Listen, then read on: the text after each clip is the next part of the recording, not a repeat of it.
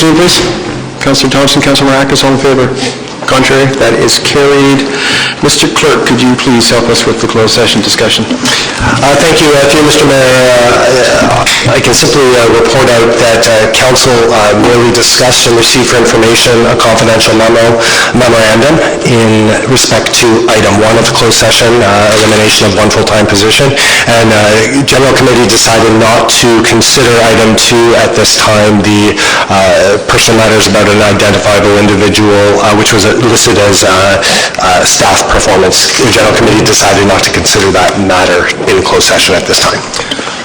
Would someone please put that on the floor?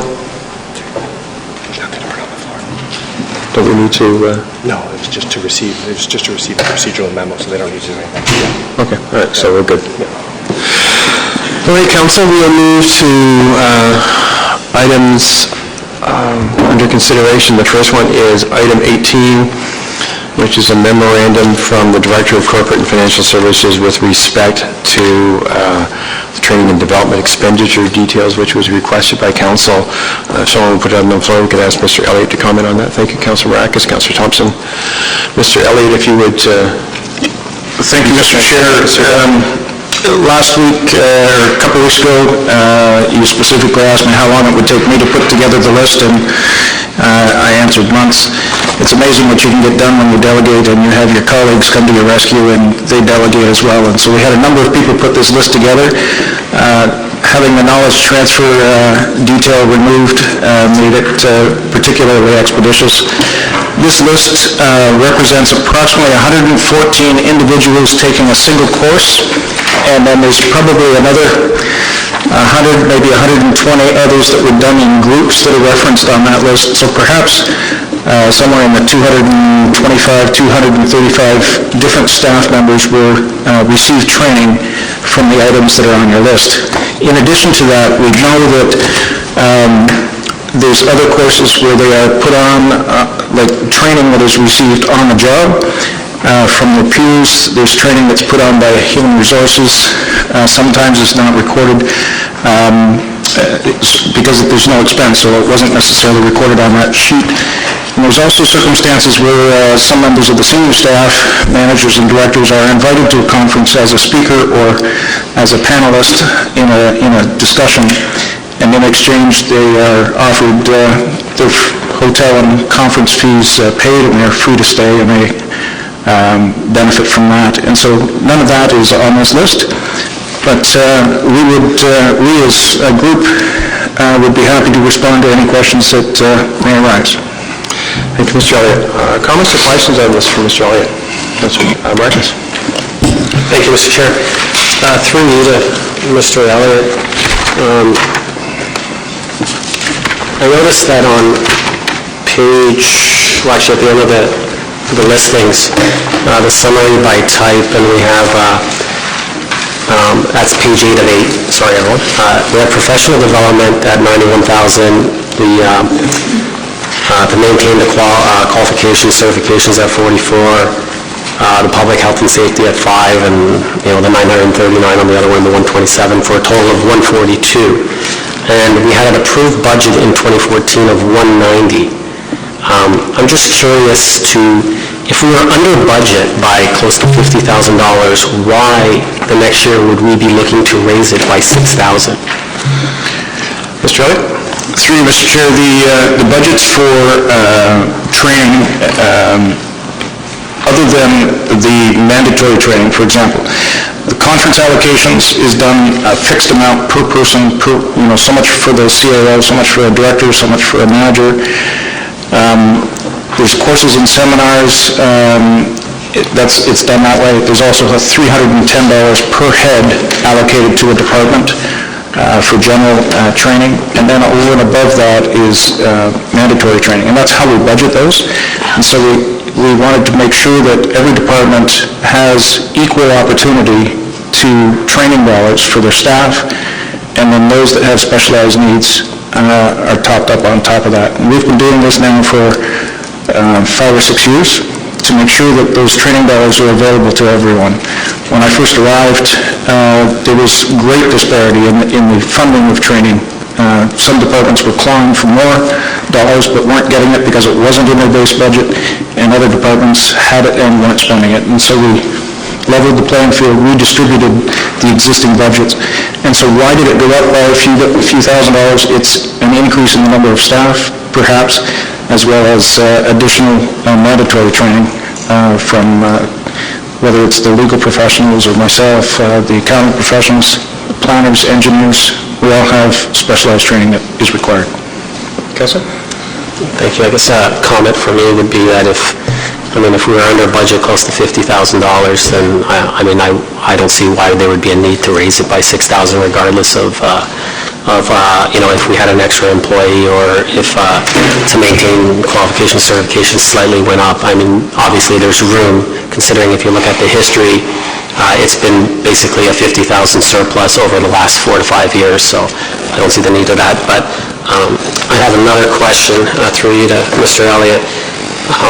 When I look at the mandatory aspect of this, back, this was a while ago actually, the first number that I got on this was through an email. I actually spoke with you, and the 2015 number that I received was $31,840, and that was to deal with the mandatory aspect of the training and development.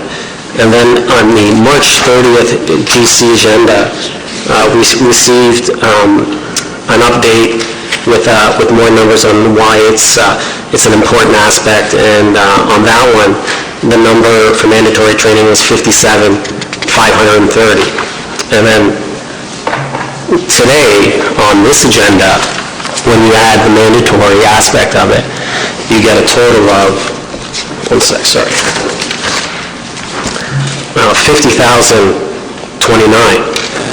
So I'm confused to which number I'm supposed to look at and which number I'm supposed to take as the accurate one.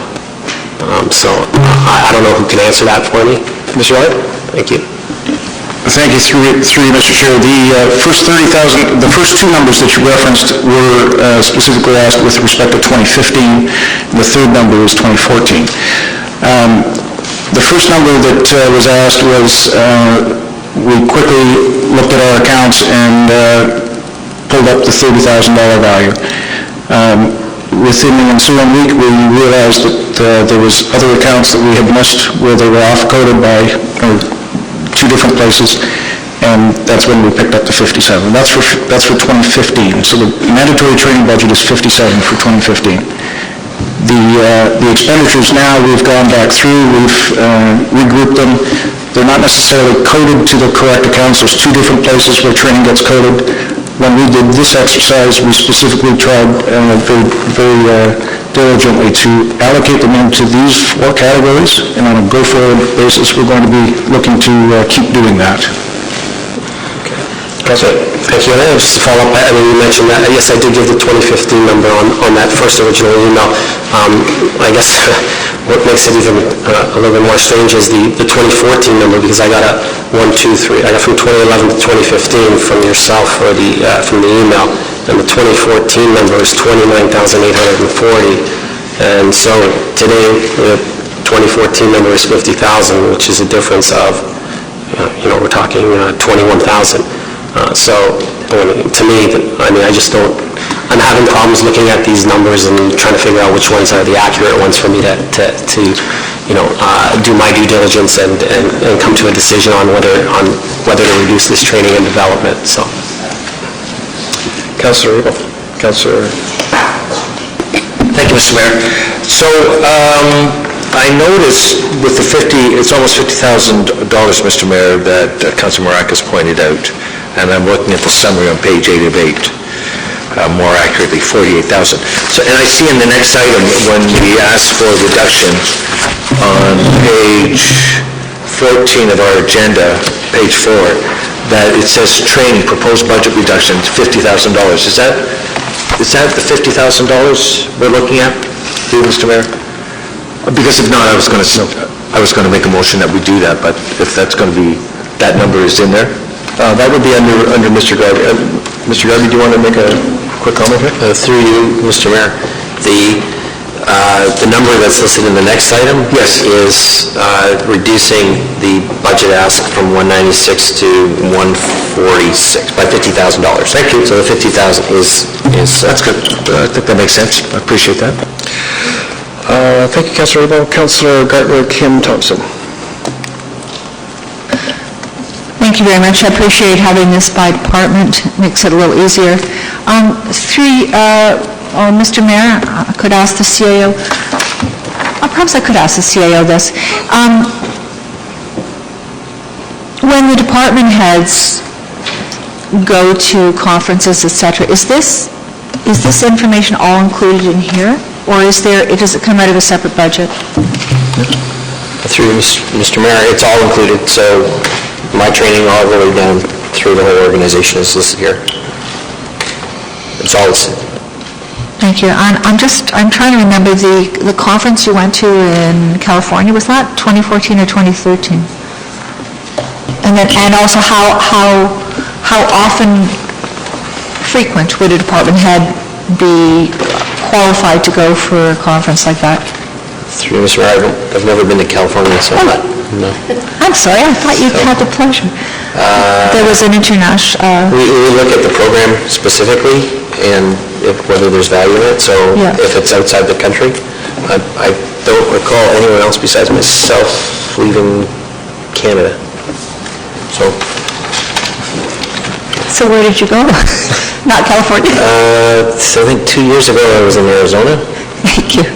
Got the state wrong. Yeah, 3 years ago, sorry. Councillor Kim, Councillor Thompson, Councillor Perry. Thank you, Mr. Mayor. Regarding on the revenue side,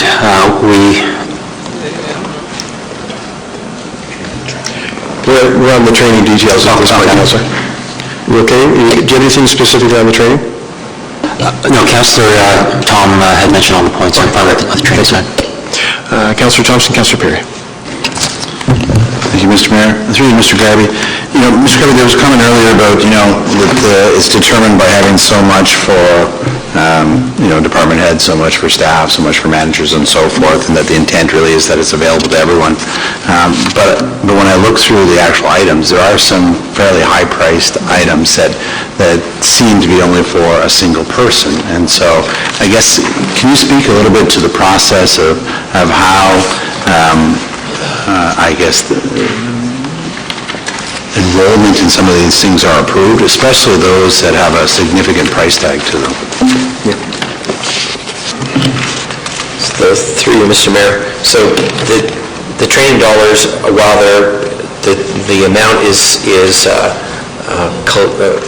calculated based on individual, it's actually pooled. So if there's an opportunity that costs more money for one individual this year, we send that individual this year and no one else. And then we kind of rotate it, depends on the opportunity. The high-priced ones are approved by myself, and there's a case that's put forward and say, here's the value to it, and we manage it. So the higher-priced one we tend to take from the corporate allocation, since they have a corporate benefit to them.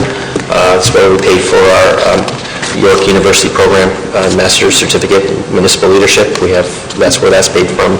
You'll see in this batch, we also have another certificate program related to communication specifically. So that's where we generate those higher priced ones if they have a corporate value, and I approve those. So if there's any more specific questions, I'd be happy to answer. Councillor?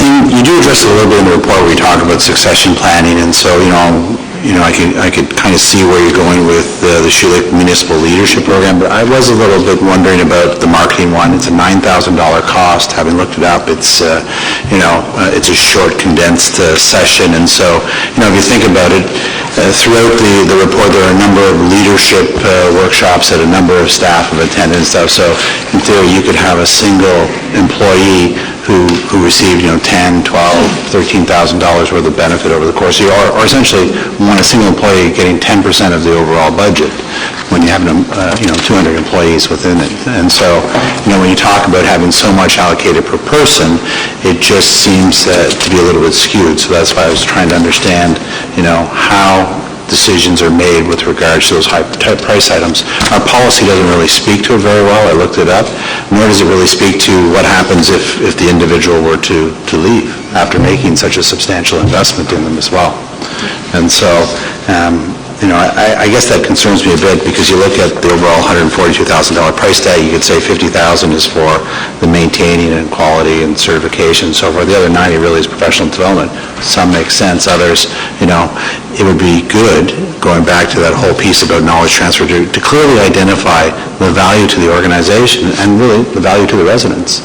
I know it's $10,000 of their money, so we should be able to clearly articulate to those residents what the value is for that person to have such a significant course. I know, unless Mr. Garvey tracks it and is able to identify how they evaluate that, I think it really is more of a comment than a question. Through you, Mr. Mayor, that one particular course is an anomaly. We've never paid that much for an individual course before. So there is an anomaly, and there is a direct benefit to the corporation that council will see very directly in that opportunity. We're able to secure an arrangement with York University to do some free work for us. So there was a direct benefit in that course alone. So, but we typically, it's a definite anomaly, and it happens from the pool of corporate resources, so no one is quote-unquote short-changed, and it's probably the only time in the lifetime of this individual that they will have an opportunity like this. And so there is a lot of thought that's given, and there is that consideration too. What's the actual benefit to the corporation? And in terms of, I've had experience with knowledge contracts where, if you leave after a certain point in time, you have to repay the corporation, and it serves as more of a disincentive for learning than it does. You have people choosing not to exercise learning opportunities. So there's good and bad in that. I understand the principle of it, and it becomes a difficult relationship. But there is good in pros and cons to that. So we can definitely look at that though and have a conversation about it for sure. Councillor Perry. Thank you, Mr. Mayor. I think it's important to remember for what we have in front of us, we have a policy in place, and this policy dictates how much we set aside every budget cycle for training and development. For me personally, to be asking staff to cut a certain amount like we've done this year doesn't make sense to me. And the reason for that being, if we have a policy in place, we have to make sure our policy is the best policy at all times, ongoing. So I think as a whole going forward, we need to reevaluate this policy to make sure it still falls in line with everything we're looking for. I think it makes a lot of sense that we would, moving forward, ask for this $50,000 reduction on an ongoing basis. It seems to be the trend that we're going for. I don't think it should be cut on the whole, but I think we need to reevaluate the policy to make sure that, there's a smaller pool of money that staff are allowed to access and staff are able to access, because if we're not using it on a regular basis, that's our responsibility as a council to make sure that we are giving staff the appropriate amount of money to work with, to go away to training and to do that. I don't expect staff during a budget process to divert from the policies we set. I would actually be quite frustrated and angry with staff if we set a policy and staff chooses through a budget process not to move forward on that policy, to alter the policy, to change the policy, because then who's driving the boat in that regard? It's definitely not us, because staff feel like they can change a policy willy-nilly. I mean, overall, it's the intent we're looking for, but it's not the process and the means that I want to do that. So, in that situation, I don't think the ends would justify the means. I think, we have to make sure as a council that we are doing things properly. So, I think at this point in time, I'd like to see the budget reduced on a whole, but not just for this cycle. If we're not using the funding, and we haven't used the funding, we need to make sure that the policies in place are well utilized, by our staff. So for me, I'm happy to support what we have in front of us. The $50,000 reduction makes sense for right now, but I think moving forward in the year's future, we need to be evaluating that policy to make sure that we're not allocating too much and we're not taking too much out of the pockets of our taxpayers. So through you, Mr. Mayor, to Mr. Gardu, when are we bringing this forward for review so that it's something we can address on a ongoing basis and not just a one-time $50,000 cut because times are hard? Because to be honest with you, I think times will continue to be hard, and we need to make sure that we're doing the best that we can throughout, this term, the next term, and we need to make sure that we're always allocating the right amount of money on a project. Mr. Garber. Through you, Mr. Mayor, I agree with the principle of what you're saying, and I think that we continuously have to look at, we'll operate within whatever parameters council sets for us. And I've highlighted what I believe is the importance of training, and council can agree or not agree with that direction. So we're at your discretion in terms of, in your direction in terms of how you think and feel that a continuous learning organization should be. What does that mean for the corporation? What was proposed tonight is to take the average annual spend and set it at that, recognizing that we have 7 departments, essentially 7 departments, and so no one will exceed their budgeted amount. We'll redistribute it, and recognizing that if every department has, a cushion, they don't want to be over budget, so they underspend by 10% or whatever that number is, there'll be a further gap. Hopefully next year you'll see our budget actually come in at 135 instead of 145, so we are conscientious of not overspending. So there are going to be program cuts. There's going to be courses that will not be supported this year. So the reality is a reduction to staff, and we'll deal with it, but it's in council's, I'm at council's discretion with that. And just to follow up, it's not my intention that we stop staff from attending things that are valuable to them, and I agree with you that it's important that we always grow and learn as a municipality. But if we're collecting much more money than we need, and $50,000 is a substantial amount over the course of Okay, Councilor, I'm going to ask you to save that for the next item, because that's when we actually get into what the proposed reduction was. Right now, we're really just dealing with specific details within the report that we received from Mr. Elliott. All right. I would ask you to do that, please. Councilor Tom, then. Thank you, Mr. Mayor. I suppose my comments would probably fall better under that as well. I mean, there's been a lot of talk about, to me, this issue speaks to the fact that the budgeted amount is not lining up to the actual amount spent, but that is addressed in the chart of the next item, so I don't mind speaking to it then. Thank you.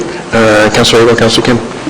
Just a comment, Mr. Mayor, and I think Councilor Perry is getting to it, and it starts with the whole conversation, but a review of our policy on development training, much like Councilor Thompson called for communication last week. I don't know when the last time it was, but it seems timely that for the first budget of this term that we do that. We did express that there would be a program that would give the knowledge, I don't know all the terms. Okay, I'm going to ask you to bring that to the next one. But all that would be under there, so I think it'd be a good idea. Councilor Kim. Thank you, Mr. Mayor. Through Mr. Mayor to Mr. Elliott, do we know how much of the 2015 training development budget has already been used up?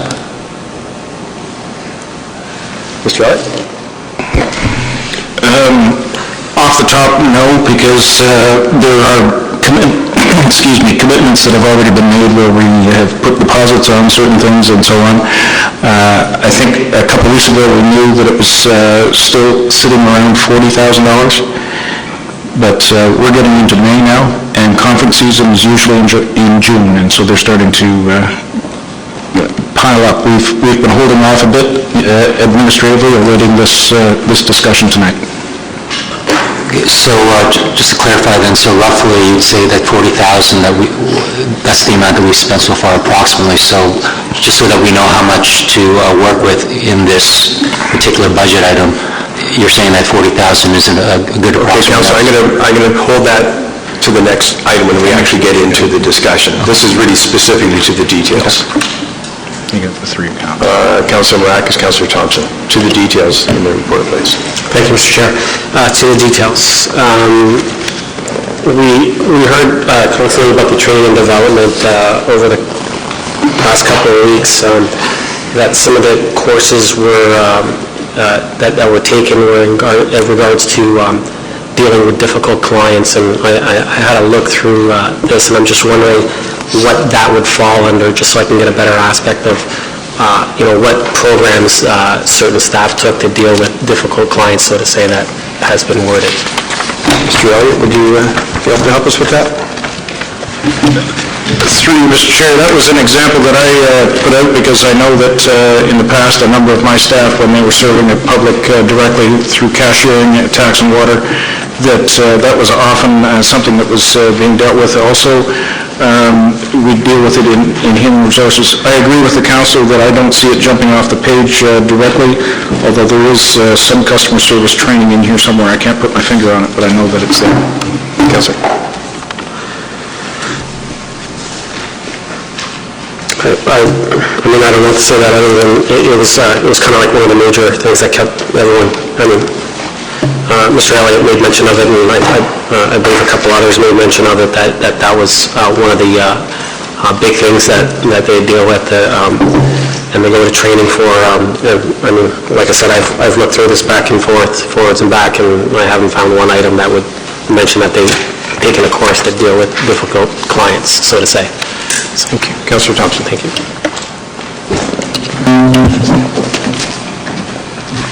Thank you, Mr. Mayor. Through you to probably Mr. Garvey, as we've gone through this process, we've highlighted some of the challenges and issues in the way we categorize and track and identify different things. In the last paragraph on page 2, it talks about the implementation of a human resource information system and how it will greatly assist the process. Can you refresh my memory in terms of the timelines for that? Mr. Garvey? Through Mr. Mayor, I believe the go-live is in this summer, July, August. Mr. Elliott, can you confirm that? It's in testing now, and go-live is expected in the summer, perhaps not until September. Depends on the detailed plan and the testing results. It's human resources is driving this project. Councilor? Thank you, and we all know sometimes these kind of programs, they get delayed for one reason or another before they can get fully implemented. And so, what can we do now to better track and identify the different courses that are being taken and going forward? I mean, I think it's quite clear the issues that we have. What can we put in place today so that, when we come to the budget in the fall, right, it's clear and it's much more concise, and we don't have to go through the process that we've gone through in this particular session. Like, even with regards to the notes, it's very inconsistent. I will give credit to Mr. Marr and his department. There seems to be notes on every single one of them. Figure that for a lawyer to follow through and have all the details put together. But even if it's a simple Excel spreadsheet or something, we need to implement something now to better identify them. I don't think that if the system goes live in September, October, that necessarily we're going to go back and try and fill in all the gaps. But through you to Mr. Garvey, what can we do today to better track and evaluate the various courses that are being taken now? Mr. Garvey, please. Through you, Mr. Mayor, well, we have... this is on an Excel spreadsheet, so we have that list going. We also do track attendance at conferences in HR. We have a form that we fill out, so it's there. And what we try to do here is make sure that we capture everything, so no one wants to go through the same pain, so we've all changed our processes to make sure that we track it differently. And one of the really helpful things that this exercise is really formulated the categories: professional development, maintaining qualifications, license, certifying a certificate and credentials, and public health and safety. Those categories really help us prioritize our training. and they're more meaningful. What the issue was with mandatory training was that some departments had mandatory training as a line item, and others, while they had mandatory training, did not have it as a separate line. So now we can simplify the way we track it, condense our lines, and track it differently, use it for priority setting. So I think we're actually really well set up for this year, and with the HRIS next year, we'll be even better. So, You know, and certainly, you know, as a few other councillors have commented, you know, I think this process has identified some gaps in our policy, and so, you know, absolutely, it needs to be brought forward and revised to reflect, you know, the issues that have come out with regards to tracking and evaluation, and even really to provide some direction to staff in terms of what's the appropriate level of dollars to allocate for training, to make it clear. You know, if more historically we've been budgeting too much, we underspend all the time, then we need to have a conversation and look at that as well. So I look forward to that policy coming forward and us, you know, addressing the issues that have been raised through this process so that, you know, we can move forward and be a little bit more effective and efficient. Any other comments on the item? Councillor Gardner. Thank you, Mr. Mayor. Just a quick one. Thanks to Mr. Marr for all of the notes. Just wanted to know how many paralegals we have employed? Mr. Marr? Through you, Mr. Mayor, none at the moment. There is someone that is going to be obtaining their paralegal license shortly. Councillor?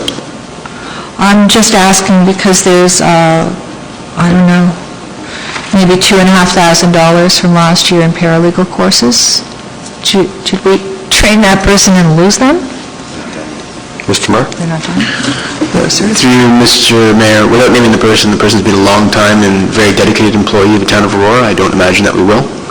So I don't imagine that we're going to lose them at all in terms of this. This is very much, as Mr. Garvey has mentioned, about promoting training and development of our staff, allowing them to take on new responsibilities that actually will aid the organization and provide us with some flexibility in handling certain matters in court. Thank you, through Mr. Mayor. I absolutely agree with that. But I'm just not clear. We have someone on staff that is taking paralegal courses but isn't paralegal? Through Mr. Mayor, in order for them to get the certification, there's certain mandatory requirements they have to meet, and that was what they were trying to achieve with this. Thank you. Any other comments? All in favor of receipt? Contrary? That's carried.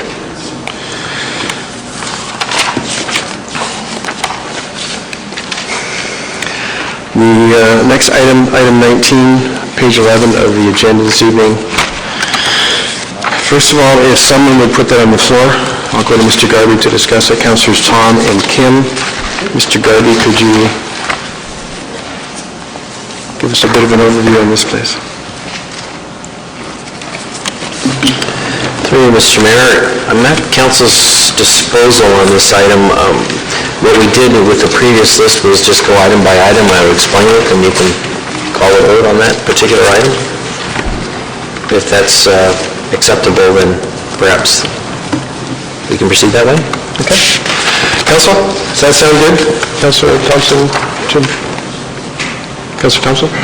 If I may, before we go line by line, can we just ask a few general questions about the report itself, or would you prefer them afterwards? Yep. Councillor Marcus, did you want to start, or? Through you, Mr. Kramer, I just want to touch upon the last paragraph on page 3 where you talk about bringing in, for example, KPMG to do municipal revenue generation and do a bit, I guess it looks like a study. Are you proposing that for this year, and is that cost that you've identified going to be part of a capital project? Through you, Mr. Mayor, what I would propose to do is, once I identify a true cost, bring that back to council. If I can fit it in with an existing consulting budget, I will look at my consulting budget. If I can fit it in with the existing operating budget, then we'll just proceed.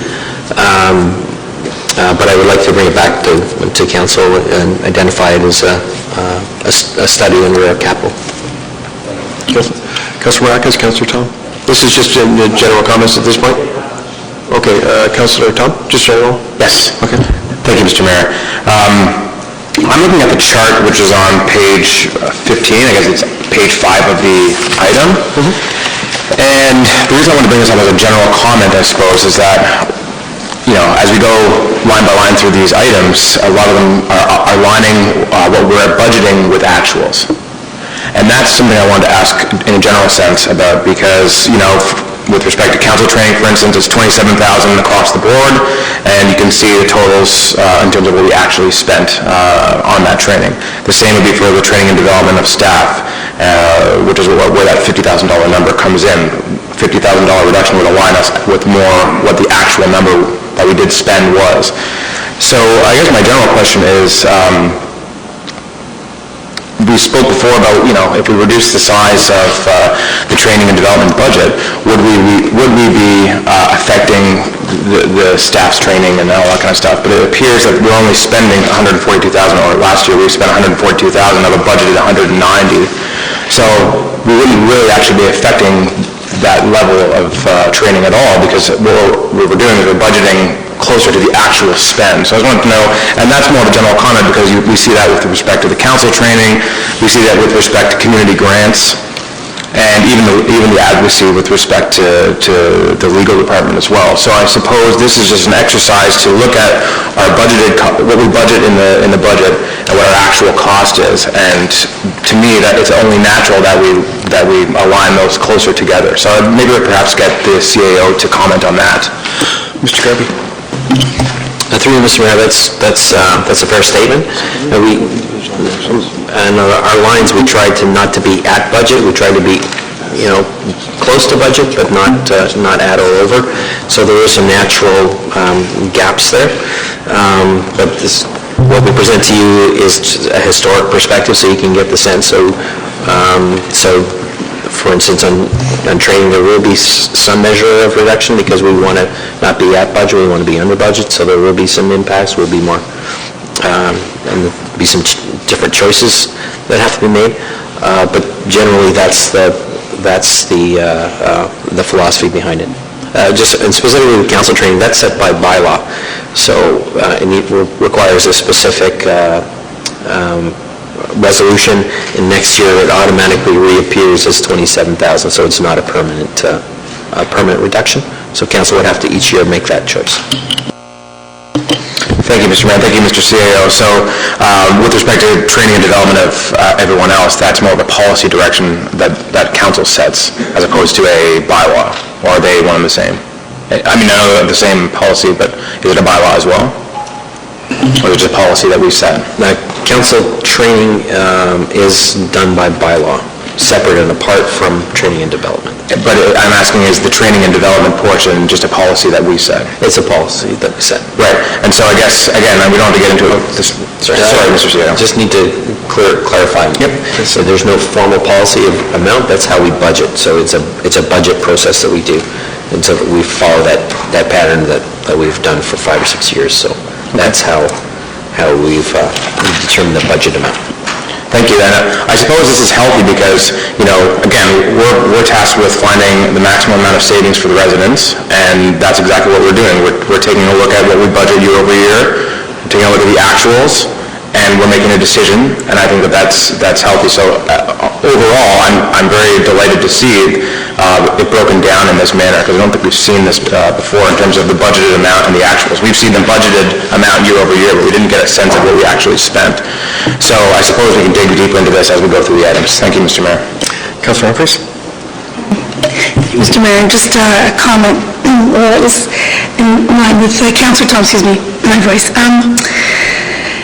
Just in terms of the actuals year over year and our philosophy and approach, I would have hoped to see our actuals become more of the budget for the next year. So maybe I'll ask the question, is that our move forward goal that, although, for example, training development was pretty consistently at between 180, 200, 190, rarely over 150, 142, are we going to budget year over year now more towards the actuals?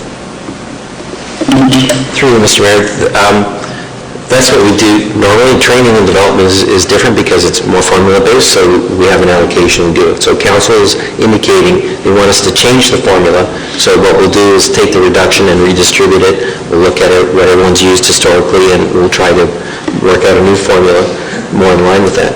The rest of the items are specific ones that are, many of the items, okay, like advocacy, we don't typically look at that one because you never know, it's almost a reserve or a contingency amount. Community grants is a specific council initiative that was established before. We have not proposed anything, any change to that. It was mentioned around the table, so that's why it appears here. Similarly, if you look on the list, council training and development, that was mentioned around the table. The EDAC amount for Business Achievement Awards was mentioned. That's why we're bringing, printing and advertising was mentioned. That's why we're bringing that forward. And there are different reasons. Printing and advertising is an agglomeration of many accounts. So you're getting an aggregate position of a little bit in planning, a little bit in finance, a little bit in the CO's office, the bulk of it, which occurs in communications, a bit in IES, and so on. We do every year to try to align those budgets and actuals. Is it reasonable? What do you have planned? So we do go through an exercise like that. So there's the philosophy behind what appears tonight. Councilor? Okay. Councilor Marakis? Thank you, Mr. Chair. Through Mr. Garvey, as Councilor Tom mentioned, it's great to see that we are reducing, from the actuals and what was budgeted, and it's great that we have identified that, and I'm just wondering, since we have identified that, why at such a late process in the budget have these reductions come forward to us? Why, if these are the difference between the actuals and what the budgeted amounts are, why weren't these, reductions identified at an earlier stage of the budget process and brought forward to us so that way, we could make these decisions earlier? We wouldn't be in such a late process now deciding on $300,000 worth of a reduction. I was just curious on your comment on that. Through you, Mr. Mayor, I did explain a third of that cost in closed session, so you understand that. A lot of these items were items that have historically been in the budget and been in the realm of council control. So we typically don't address those things. Again, things like legal advocacy is a contingency fund. So there's elements of risk in all of these things. So our forecast for legal advocacy, for instance, is favorable, so we think there's limited risk and we could perhaps fund it from some other source if something arose that we need that money for. Advertising, again, was specifically mentioned. I wasn't proposing a change in our program, but council had an interest in doing so. I'm bringing it forward. So that's true for all of them. I wasn't proposing a 4-month gapping on all vacancies. Is difficult operationally for us to do. It is not my first choice to do, but in an effort to accept council's direction, and that's your domain, and I'm at your leisure, that is a step that I think is appropriate given the gravity of what council is asked to do. So there's reasons for it in the initial budget. In my view, that there wasn't a pressing need to move to a 4-month gapping on all positions. However, with council's target setting, it is a way to achieve it. So it's a function of the circumstance, I think, more than anything else. Thank you. And just, I guess, a comment as a follow-up. I guess it would be fair to say that without council doing their due diligence and going through line by line, a lot of these items would not be brought forward to our attention as a reduction. So I think it's prudent in our part, moving forward, when we do look at the budget process, that we're supplied with that line-by-line item, and not necessarily deal with it at the table, but be able to have it for us at home at our leisure to, go through it and make those decisions and be able to bring them forward to our colleagues and say, you know what, I think we can make a reduction here. So that's just my comment. Thank you. Councilor Kim? Quiet, please. Thank you. Thank you, Mr. Mayor. Given that the line-by-line items that we're going to go through later on is going to be regarding the cuts and expenditures, is it an appropriate time to discuss the revenue portion of this? Yeah, I think so. Okay. I see 5 bullets here on page 2 of item 19, and parking and parking-related fees. I'm assuming that that revenue generation is due to parking tickets, which would anger residents, sports field facility rentals. I mean, rates have already been established, as staff has indicated in the notes here.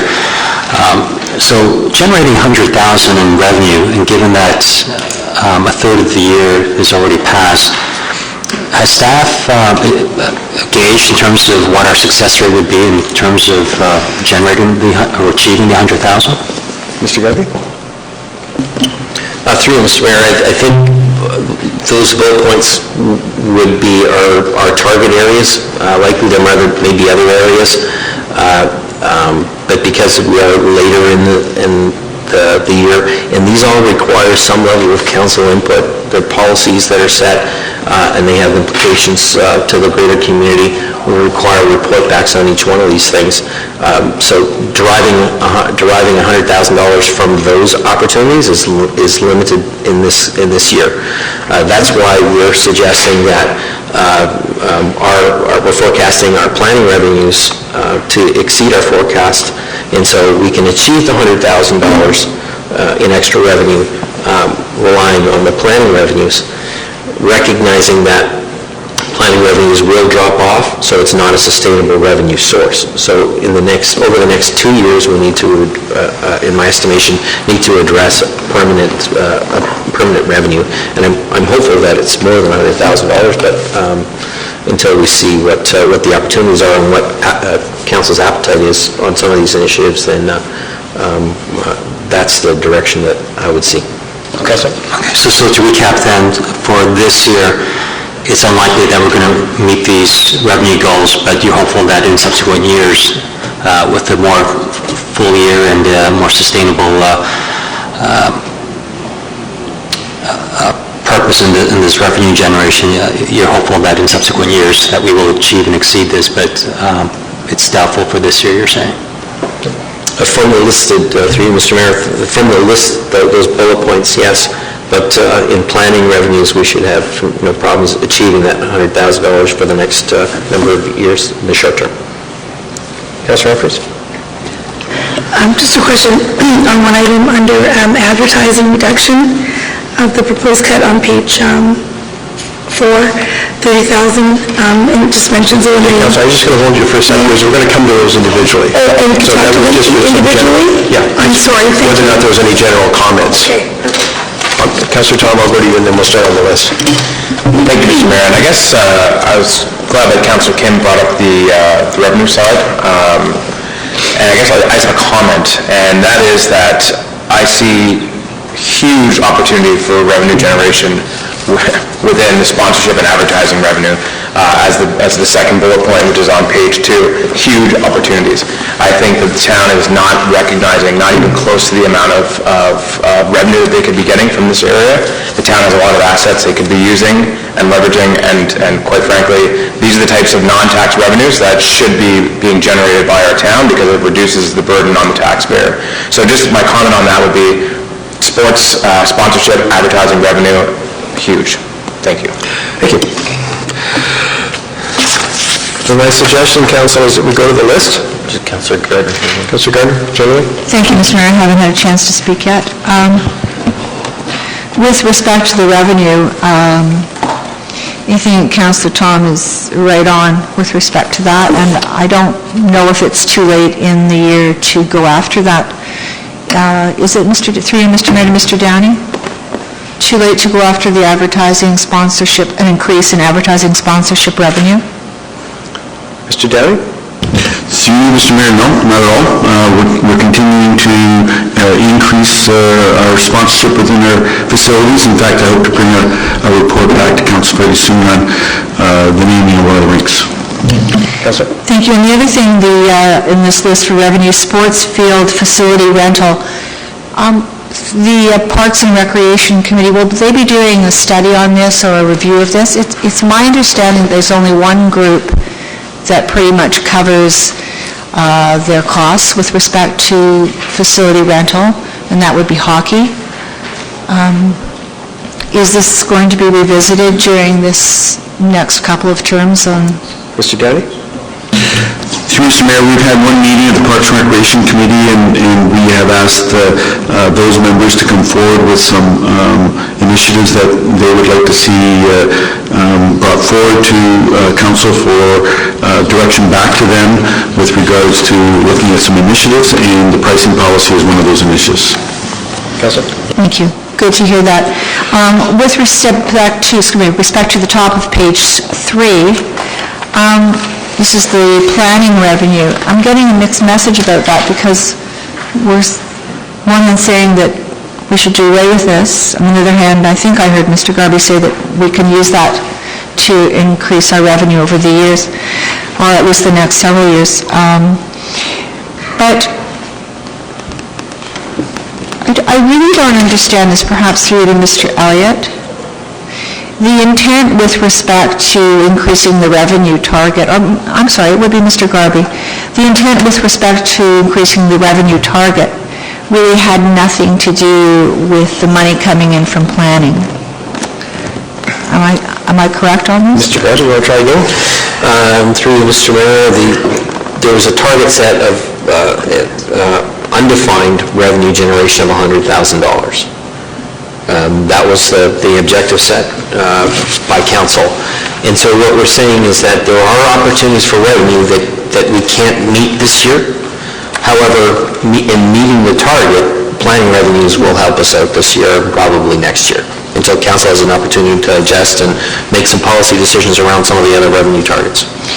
Through again, hasn't this revenue, this excess revenue that we know we're going to be generating through planning because of the 2Cs, hasn't that already been included in our general revenue for this budget year? Mr. Garb? Through Mr. Mayor, an estimate was included, forecast. We also take excess revenues and reserve it and draw it back into the operations over time to spread that out. However, our revenue generation this year has outpaced our forecast. So when we were presented this originally in January, we didn't know that this was going to happen, and this wasn't included in our planning, our budgeting? That's, through you, Mr. Mayor, that's correct. Thank you. I don't really think this is much of a surprise, so I'm not really pleased to hear that. The funds that are in excess in the planning department, they don't go into any special reserve, they just go back into general revenue? Mr. Garby? Mr. Elliott? Planning fees, surpluses in the planning fees go to the general surplus. After we've taken a deferral of some of them for the work that's to be done in the future. Thank you. So follow-up. So what would happen, as will happen, as we get to build out, and we have a lot less work in planning, but we have all the staff that we have in place? Through you, Mr. Chair, that's, Mr. Garby was saying that we budget in this year for an additional $100,000 of planning fees, and we have to wean ourselves off of that because that's not a sustainable source. And as the planning activity slows, that's something that we're going to be seeing in future years, and Director Ramona will need to address that with council and his staffing plans. I can't speak to that. No, I understand that. I understand that. I think it's a fair question to ask, but I'm not able to answer it. Thank you. I'm not comfortable including this $100,000 from planning revenue. I don't think that was the intent at all. I think it was more to do with advertising revenue, naming rights, et cetera, et cetera. Well, with respect to that, certainly the motion was for staff to look for an additional $100,000 in revenue. And as an example, Mr. Downey has already printed the Parks and Recreation Guide with fixed rates in it. We have two sources of revenue, essentially taxes or user fees. And the user fees, which are mostly out of Mr. Downey's department, or certainly the largest sum of user fees come from Mr. Downey's department, was already fixed. So in order for us to look at an additional $100,000, Mr. Garby is making the suggestion that we look at additional planning fees, which we know are coming in, as a temporary source. Understand that it was a couple of councils ago that supplementary tax revenues were used for the same purpose, and overall, this council disagrees with it. I quite understand your comment, Councillor Gardner, that this is not a good long-term source. But if we tasked staff with an additional $100,000 in revenue, and our main source of that revenue is already essentially capped for this year, then we don't have many options. Recognizing that planning fees are a short-term option, not a long-term option, is one way for us to go. Otherwise, we have to go back and increase the user fees now, and we still won't get to that number.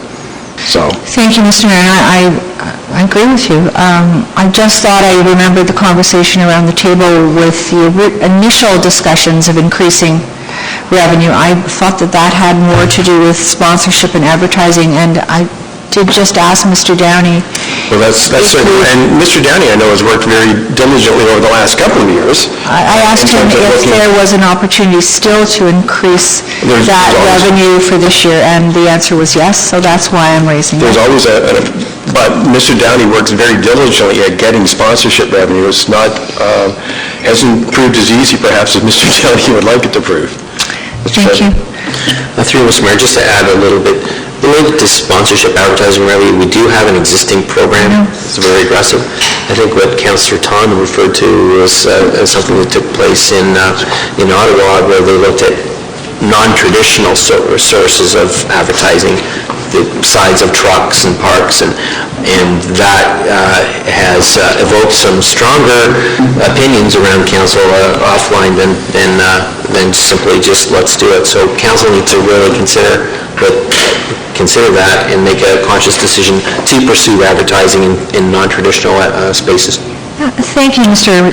Ruby, and I agree as well, but I remembered pretty clearly, I thought we were talking about rink boards, or certainly it was mentioned that we had a lot that didn't have advertising on them, so...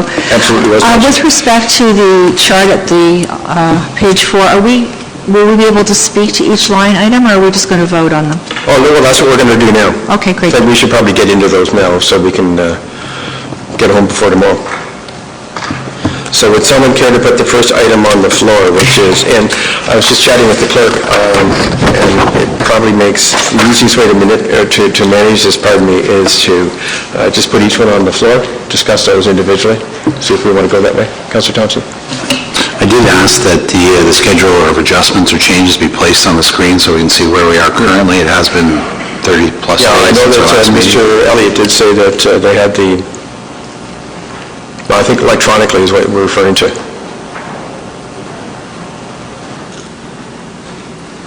that the schedule, Councillor? I think that's the one you're referring to.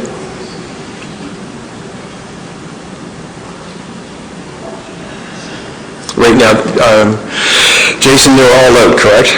Getting to the bottom number? Okay? So at this point, what it's showing is that they've all been removed from our expenditure lines. 305 or 315,000. Yeah. Okay, so if I can ask someone to put the first item on the floor, which is the placeholder for the Chamber of Commerce Awards. Councillor Maracas and Abel, speakers? Councillor Humphries? Mr. Mayor, when was the last time we used it? Have you lost your voice? It's allergy season, my apologies. When was the last time we've actually used that fund for the event? It's in the BAA, the Business Achievement Awards. Have we missed them for a few years now? It hasn't happened for 3 years, I think. Are they planning on doing it this year? I don't know, but I don't think so. So, from my perspective, I like having it. I like being able to support the event, but if they're not having it, is it a problem? And if they want to have us help and host in future, that they come forward through the grant process.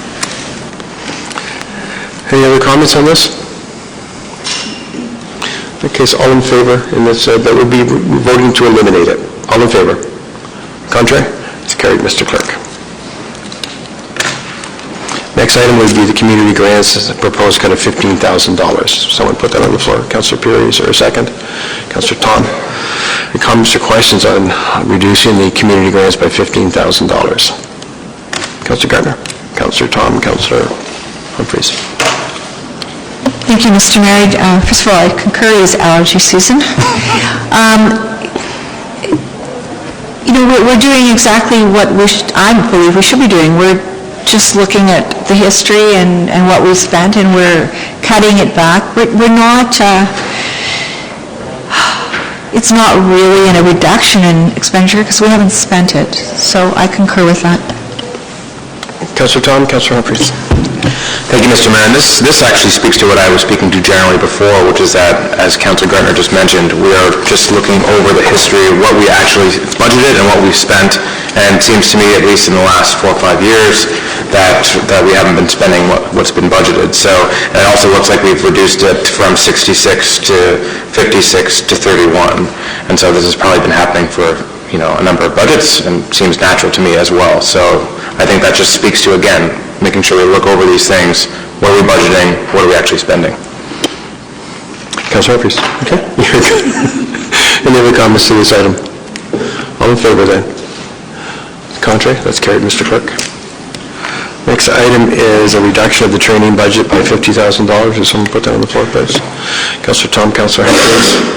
Speakers, Councillor Rackus. Councillor Kim. Thank you, Mr. Chair. I'm of the same mind of Councillor Gardner and Councillor Tom when it comes to the last one and speaking before, I don't really see this as a reduction. I just see this as we're removing a surplus. I personally believe that we can reduce this item even further. I think it can go to that $100,000 that I first proposed way back when. I'll hear other people for the moment, but I'll probably be putting the amendment forward to vote on for $100,000. Councillor Kim. Thank you, Mr. Mayor. I also agree with that proposal or amendment with Councillor Maracas. Just going back to the last issue, which is related to this, is that it's clear that we're not, the spirit of my request for $100,000 or, sorry, I thought that was mine. It was Councillor Thompson's in terms of the revenue generation. Sorry, I didn't mean to take credit for that. But, the spirit of the way that I interpreted that was that it would be new additional revenue sources. And I totally understand why, if it was misinterpreted in terms of, whether other existing revenue streams are being moved over because of an excess. For myself, that seems more like an accounting transfer than finding an additional revenue. And I think, the other week, with regards to the Aurora King Baseball Association, I thought that we could find some savings in the budget where we can fund that. But we're speaking specifically to the Yeah, and I'm leading to that. That's part of the color in that I don't want to seem like I'm being inconsistent, but I'm trying to be consistent here in that there are other areas where I think I have more value for this particular year. I find that there is value in training development, but I think right now the focus is on trying to make Aurora in the top 50 places to live as opposed to the top 50 places to work. And I think this is one of those extraordinary years where when we see a 5 handle on the town portion of the tax portion, I think we need to make some decisions, and so I would align myself in terms of Councilor Maracas' view that we need further cuts in the training development area. Thank you. Councillor Tom. Councillor Gardner. Thank you, Mr. Mayor. And I believe it was the decision of the last committee, or the last meeting of this committee, that the specific cuts to training and development were going to be exchanged for a broader $300,000 cut that would go across the corporation, including revenue generation of $100,000. Again, not specific to any general area. What I like about what we have in front of us here is again, it speaks to what we budgeted and what we spent. I suppose I'm comfortable with the $50,000 reduction because as it appears to me, at least based on the information I'm looking at, that we budgeted money that wasn't being spent. So therefore, that is, to me, it shouldn't happen. And so the $50,000 reduction won't impact what has already been taking place, or it will impact it marginally, as the CAO said earlier. I suppose for those councillors that would be in favor of further reducing training, I suppose they have to make the case to us, based on the information we have, as to which aspect of training they feel is inadequate, or why the value isn't there. We asked staff to come back and give us basically a 3.95% or around there of tax increase on the town's portion of the tax bill at this term, at the last meeting of this committee. And to me, that's pretty acceptable to me. It's not wholly acceptable, but it is fairly acceptable, especially considering where we started this process. So, and that includes, at least on this chart, a $50,000 reduction in the training and development budget. So those are my comments. I'm comfortable with that as the total reduction. If those councillors who want to reduce it further, they will have to justify what programs they feel aren't necessary or aren't worth spending on, and I guess justify to me why a $50,000 reduction is inadequate in terms of reduction in cost. So I'll leave that to the other councillors to answer. Councillor Humphries, Councillor Abel. Mr. Mayor, and while I absolutely appreciate the $50,000, there is no impact. So I'm having a tough time talking, but I would like to see it go another $50,000. I understand where Councillor Tom is coming from. This is a difficult year. Our tax increases are too high to sustain this year's target, so I would love to see another 50 reduction here. I know it's not easy. I don't think it's my position to ask what gets cut. I just believe the message has to be carefully relayed back to the employees that we're under pressure, and this is an area that we'll have to look at. Unfortunately, this year, I know we love your training, but some of us are not going to be able to take it like we have been over the last 5 years consistently. There's going to be some hard work being done by the management team to figure out who gets to go and who doesn't. And next year in the budget process, we'll have to figure it out. But at this point, I'd like to go down another 50,000 support. Councillor Marcus. Councillor Abel. Thank you, Mr. Mayor, and we're replaying that. It's almost the same conversation we had. It's a hard year, and just reduce that department, and we'll be happy. We came back with another proposal saying, why don't we up the ante and be more effective?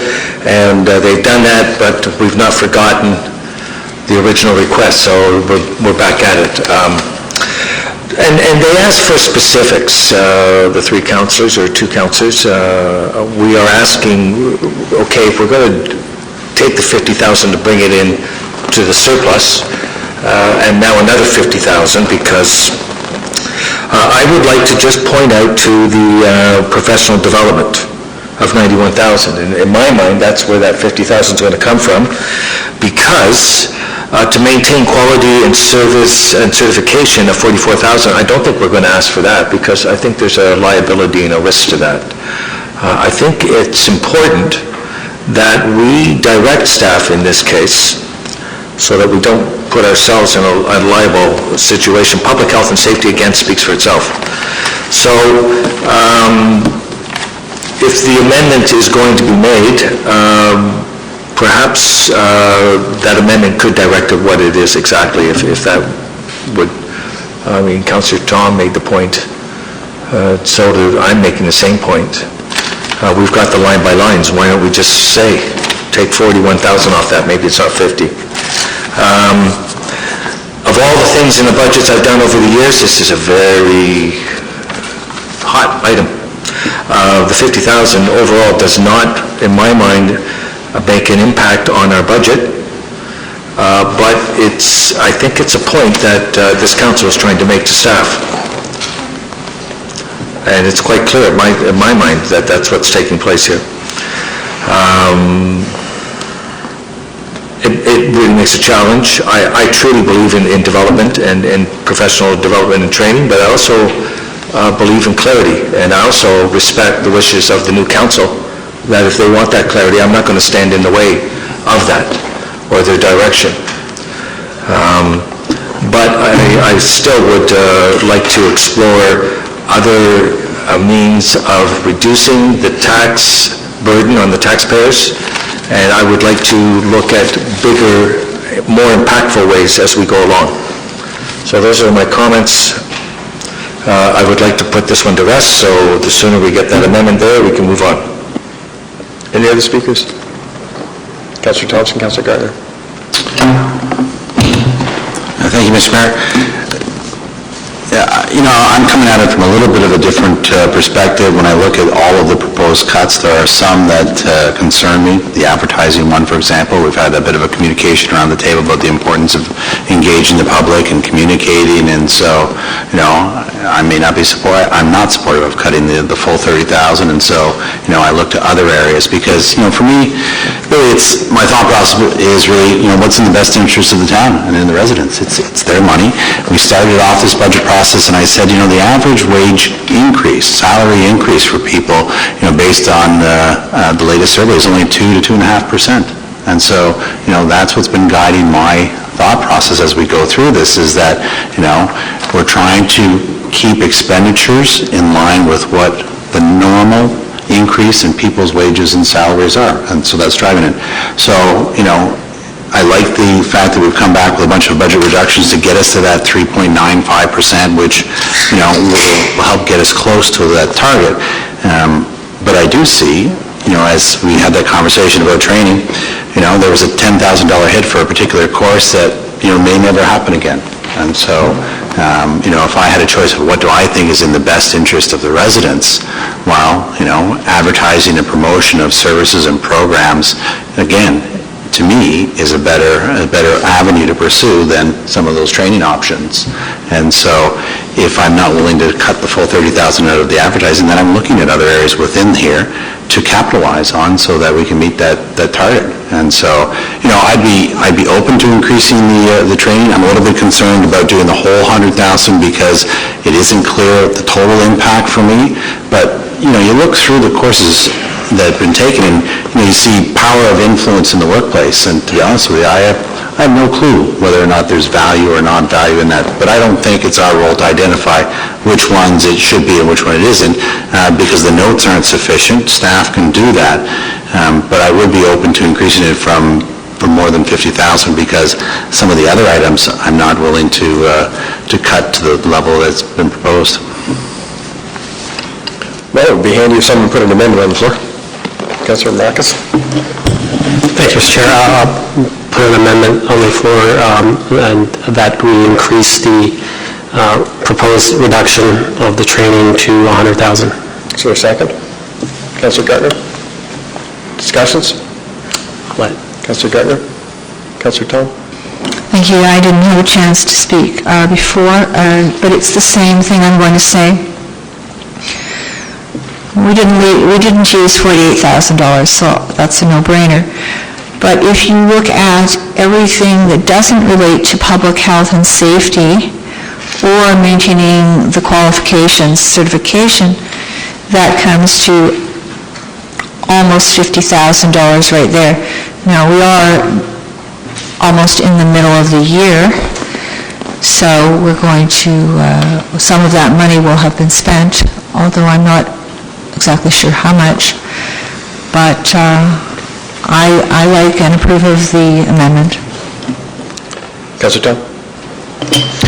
Thank you, Mr. Mayor, and I take Councillor Thompson's comments there in a fairly positive light, because I would agree that if you're going to perhaps eliminate $30,000 of advertising, given the fact that we've just approved a new strategy for communication, that might not be wholly consistent with what council's direction is. I suppose the concern I have is, I suppose, we're making a decision on the budget for 2015 based on the training and development from last year as well. The courses that were taken last year as a whole. We don't know what the tab is for the courses that have already been taken, whether they be related to health and safety or not. So I suppose we're kind of asking for $100,000 reduction in spending, and we don't know what the impact will be. So perhaps, I don't know, perhaps Councilor Marakis would like to explain where he gets the $100,000 figure from, and how he thinks it'll not be a negative impact on those things that I just mentioned.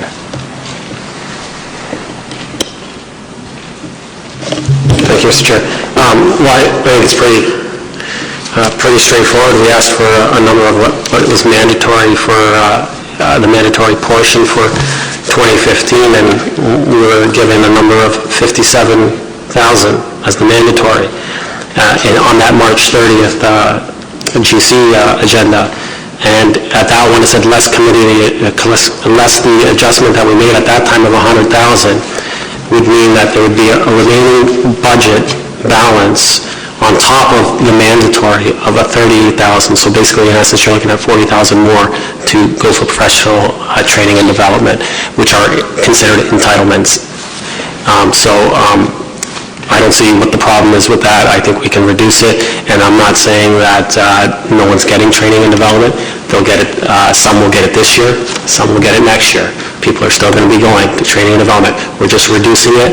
We have, in my opinion, we have a responsibility to the taxpayers. We've heard that we don't track, or it's difficult to track the knowledge transfer aspect of it. So in my mind, if I don't know what the taxpayers are getting out of this training and development, then why should they be paying for it? That's my opinion. Thank you. Councilor Tom? Thank you. And I'm not saying that that's incorrect. I don't know if I'd classify training and development as an entitlement. Entitlements, I don't think we'll get into that. However, all I was looking for was the fact that the $100,000 figure that came up with originally in that meeting, and that has been proposed again in this amendment, I don't really understand the rationale behind that figure, other than it's a nice round figure. If you're looking to cut, in my mind, if you're looking to cut everything except for mandatory training, then at least you could be philosophically consistent. You could say, I don't want to cut anything but the non-mandatory stuff. But the $100,000, because we don't know what's been spent already. What if $38,000 has been spent? I don't know that. So, again, that's all the clarity that I'm looking for with respect to the rationale behind the number. Councilor Kim? Through you, Mr. Mayor, given the lack of information we received thus far, $100,000 being a good round number is a good enough reason for me. Up to this point, we received information that, we're given, I commend staff for giving us the information today, and I think, I don't totally agree with that those who want to cut the budget further by $50,000, that party has the burden of proof to provide that evidence. I think it is just as it should just as likely be the other side who wants to maintain or increase to have that burden of proof as well. And I think given the information that we've had so far in terms of downstream impacts, any noticeable differences in the services that we are providing, I'm not seeing it. Doesn't necessarily mean that it's not there. Again, I value training and development, and it's not a slight to staff that we're cutting something because we're trying to make a statement. It's just a number crunching activity, and we need to balance the budget. And like Councillor Thompson, it all depends on. For me, it's about prioritization. I see other line items here that I don't want to cut, and because of that, I'm forced to make this decision as well. Thank you. Councillor Humphries. Thank you, Mr. Mayor, and again, absolutely believe in our development. I don't want to be repetitive. I said this at the last meeting about a month ago. What was imperative for me tonight is, although I did get a list of actuals and what was taken, I didn't see what was required for 2015 training, and we are in, May. And if there was some real critical accreditations above and beyond mandatory courses, I would have expected to see it in this report. Absolutely not worrying about tracking the past, but the future and why the mandatory 100,000 was needed to be other than the funding on the policy. Maybe that's our error because we're providing policy and staff are following it. So because of that, and because I don't have the information on the critical nature of what will happen without the full 100,000 or the full 150 of what normally has happened year over the last 5 years, I don't feel a large risk. I feel that it's just a postponement for this year, and whoever doesn't get to go this year on the training that they love and value, that they get to go next year. It's just a delay. It's not Xing it. It's not saying it's not going to happen. We don't value the employee. We absolutely do. So it's just a communication on that. We're under pressure. We need to do this, and I do worry about, I tried to get to it earlier, and this wasn't appropriate, but there are other items here that are, from an impact perspective to the residents, are just, for me personally, more critical at this time. I do hope that, staff will be able to work out who needs to go on their development this year and plan for next year, 2016. Other speakers? Calling the vote then, to the amendment. All in favor of the amendment? I'm sorry? Yep. Thank you, Mr. Mayor, for allowing me to speak again. When you think about it, as we've gone through this process, we started out at a point and we just said that the tax rate was unacceptable, and so then we started looking at all things, and we tried to share the reductions across the board. You look at the libraries had a cut, the cultural centers had a cut, for the chamber and their commerce awards, we eliminated that even though they're not having. But we're trying to, be fair and have everybody share in the necessary cuts. Mr. Downey's for his recreational programs, it's a review of subsidized program, and so the residents keep feeling that hit.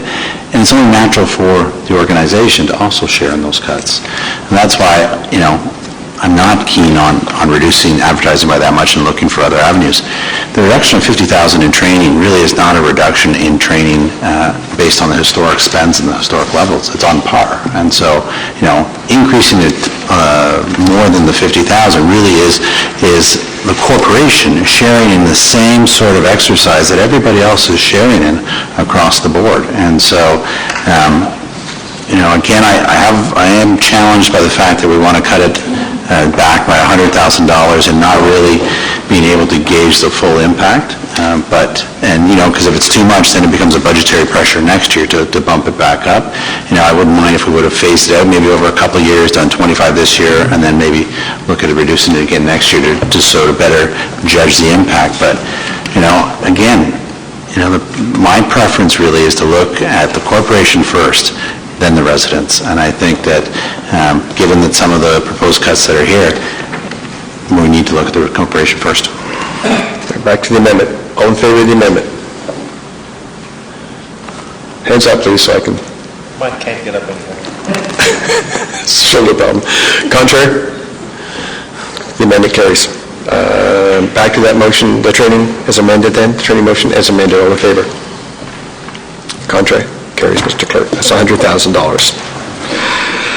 Legal advocacy. The suggestion is to reduce it by $30,000. Will someone put that on the floor? Councillor Perry, thank you. Second, Councillor Abel. Comments or questions on that? Councillor Gartner. Thank you, Mr. Mayor. I understand that the outlook is positive, but I think it's not prudent to cut the budget because we don't know what's coming up. Thank you. Any other speakers? Councillor Abel. I'm hoping, through Mr. Mayor, that this was suggested by our town solicitor, so I've always taken his suggestions in high regard, so I'll support it. May I go to you, Mr. Mayor? Through you, Mr. Mayor, 4 months through the year and looking forward to what the town has in store for it, we're actively engaged in one non-insured piece of litigation, and I've updated council on that recently, so council's aware of the costs, and so we're projecting that outward for the advocacy portion. With regards to the OMB-related legal services, we just went through one OMB matter that was truncated thanks to council's decision and limited our exposure there. Given the scheduling for OMB cases, we don't foresee a huge amount of OMB cases coming up. We will report to council as need be, but we feel that a cut of $30,000 overall to the advocacy portion of the budget would be sustainable for council carrying forward its objectives and for protecting the town in case of any adverse legal cases against the town for the next 8 months. Councilor Ripa? I appreciate that, Mr. Mayor, thank you very much. I've got Councilor Tom, Councilor Thompson. And apologies, thank you, Mr. Mayor.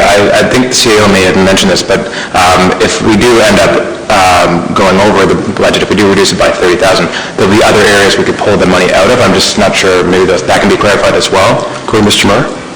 First, or? Through you, Mr. Mayor, if we go over this particular line item, we'll obviously look to our budget, but likelihood is we'll have to draw from tax rate stabilization reserve in order to fund that. Councilor? Councilor Thompson? Thank you. Through you to Mr. Martin. Mr. Martin, just so I'm clear, the advocacy budget as it stands now in the proposed budget is $100,000 as reflected on attachment number 2 on page 5, is that correct? And so you're suggesting that it would, if this amendment is approved, that it would be reduced to $70,000? Mr. Maher? Through you, Mr. Mayor, yes, that's correct. The advocacy portion would be down to $70,000. The total amount for external legal services, OMB plus regular advocacy, would be $170,000 in total. Councilor?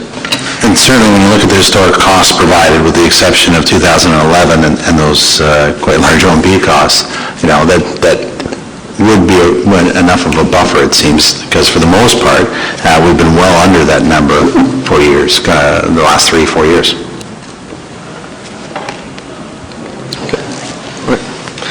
Any other comments or questions on this item?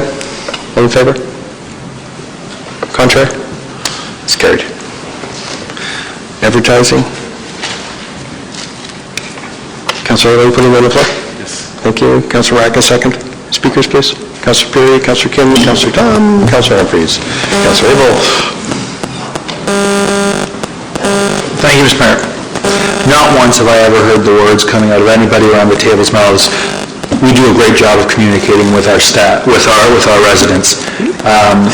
I've heard criticism after criticism that we're not doing enough, and now that we're looking to be cutting the budget, when that's what we're saying, those two things don't make sense in my mind. So I'm opposed to cutting the advertising budget because I think we need to always do a better job of communicating with our residents.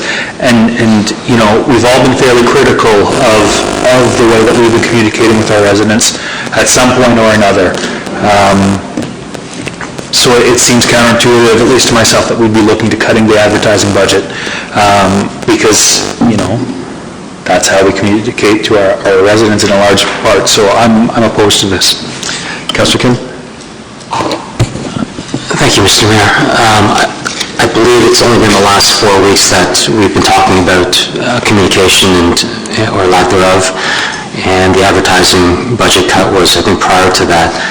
But I think since then, I think many people around the table have had cause for further contemplation on this line item. Through you, Mr. Mayor, to Mr. Garby or Mr. Elliott, given that, I don't think the purpose of increased communication for items that were not passed, we're going to be communicating every single item. I would imagine that items that impact the whole town, I believe that was the purpose of the discussion we've had in previous council. So through you, my question is, if we were to estimate one major item that did not pass that needed to be communicated out to the residents, approximately what would be the dollar value attached to that communication? I ask that just because if it's going to cost $15,000, then we have some leeway here to adjust that figure.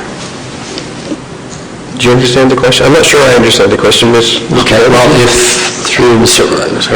Okay, if we're only going to communicate to the warrant we put out a half-pager saying that this item was not passed, and we're communicating that out to the residents. I'm assuming we know someone here in this room knows how much that costs. If it's $1,000 and we have one communication a month, that's going to be $12,000.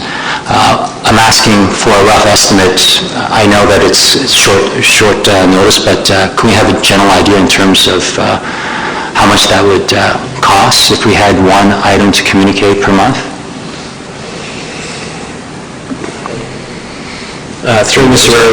Mayor, our first priority is to use existing media channels, so we use social media, which there's no cost for, our website, which is no cost, our planning, our notice board, which there's no cost, so we get a number of free ads in the Aurora. We try to have a zero cost impact. I don't know if I answered the question directly, but... Okay, so thank you, Mr. Garvey. So if what Mr. Garvey is saying is accurate, that there's little cost to communicating, that means that the $30,000 number that's attached to here should not be a big concern. Am I correct? Mr. Garvey? Through Mr. Mayor, the number 30,000 came from, I believe, Councillor Gartner mentioned that, and so this is seeking to say what adds up to 30,000. There's a mix of sports magazines, human resource, job advertisement. We've historically reduced that year over year for the last 3 years. So we're saying let's squeeze a little bit more out of that. And then the solid waste advertising, we think that there's opportunities there, should council choose to trim our advertising budget. Over and above that, we do produce duplicate planning notices, and that could be considered as well. It's no commentary, it's where those savings would be generated from. Thank you, Mr. Garvey. So I guess my final comment then is from what I've just heard then, there's not going to be that much of a loss in terms of cost, because there's not that much cost involved in communicating, because most of the savings will be done through limiting advertising in sports magazines and other like items where we're not going to be communicating what happens in council anyway. Thank you. Councillor Tom, Councillor Humphries. Thank you, Mr. Mayor, and I agree with Councillor Peary in the sense that, we've just given direction in council for a new or updated strategy for advertising and communications with the residents. And I know that was specifically with respect to a couple of decisions that council took, but I think more broadly as we move forward with the general kind of tone and policy framework that the town is going to set out with respect to how we communicate with the residents. Having said all that, I sort of agree with Councillor Kim in that, I don't know if they'll be, advertising the result of Clear Bag in a sports magazine. Unfortunately, I don't have things like, what are the impressions from those sports magazines? What's our value for $1 for advertising? We put an advertising into a specific media type. What do we get out of it? What are our impressions? We don't have that in front of us, but perhaps that's better suited to the process as we move forward.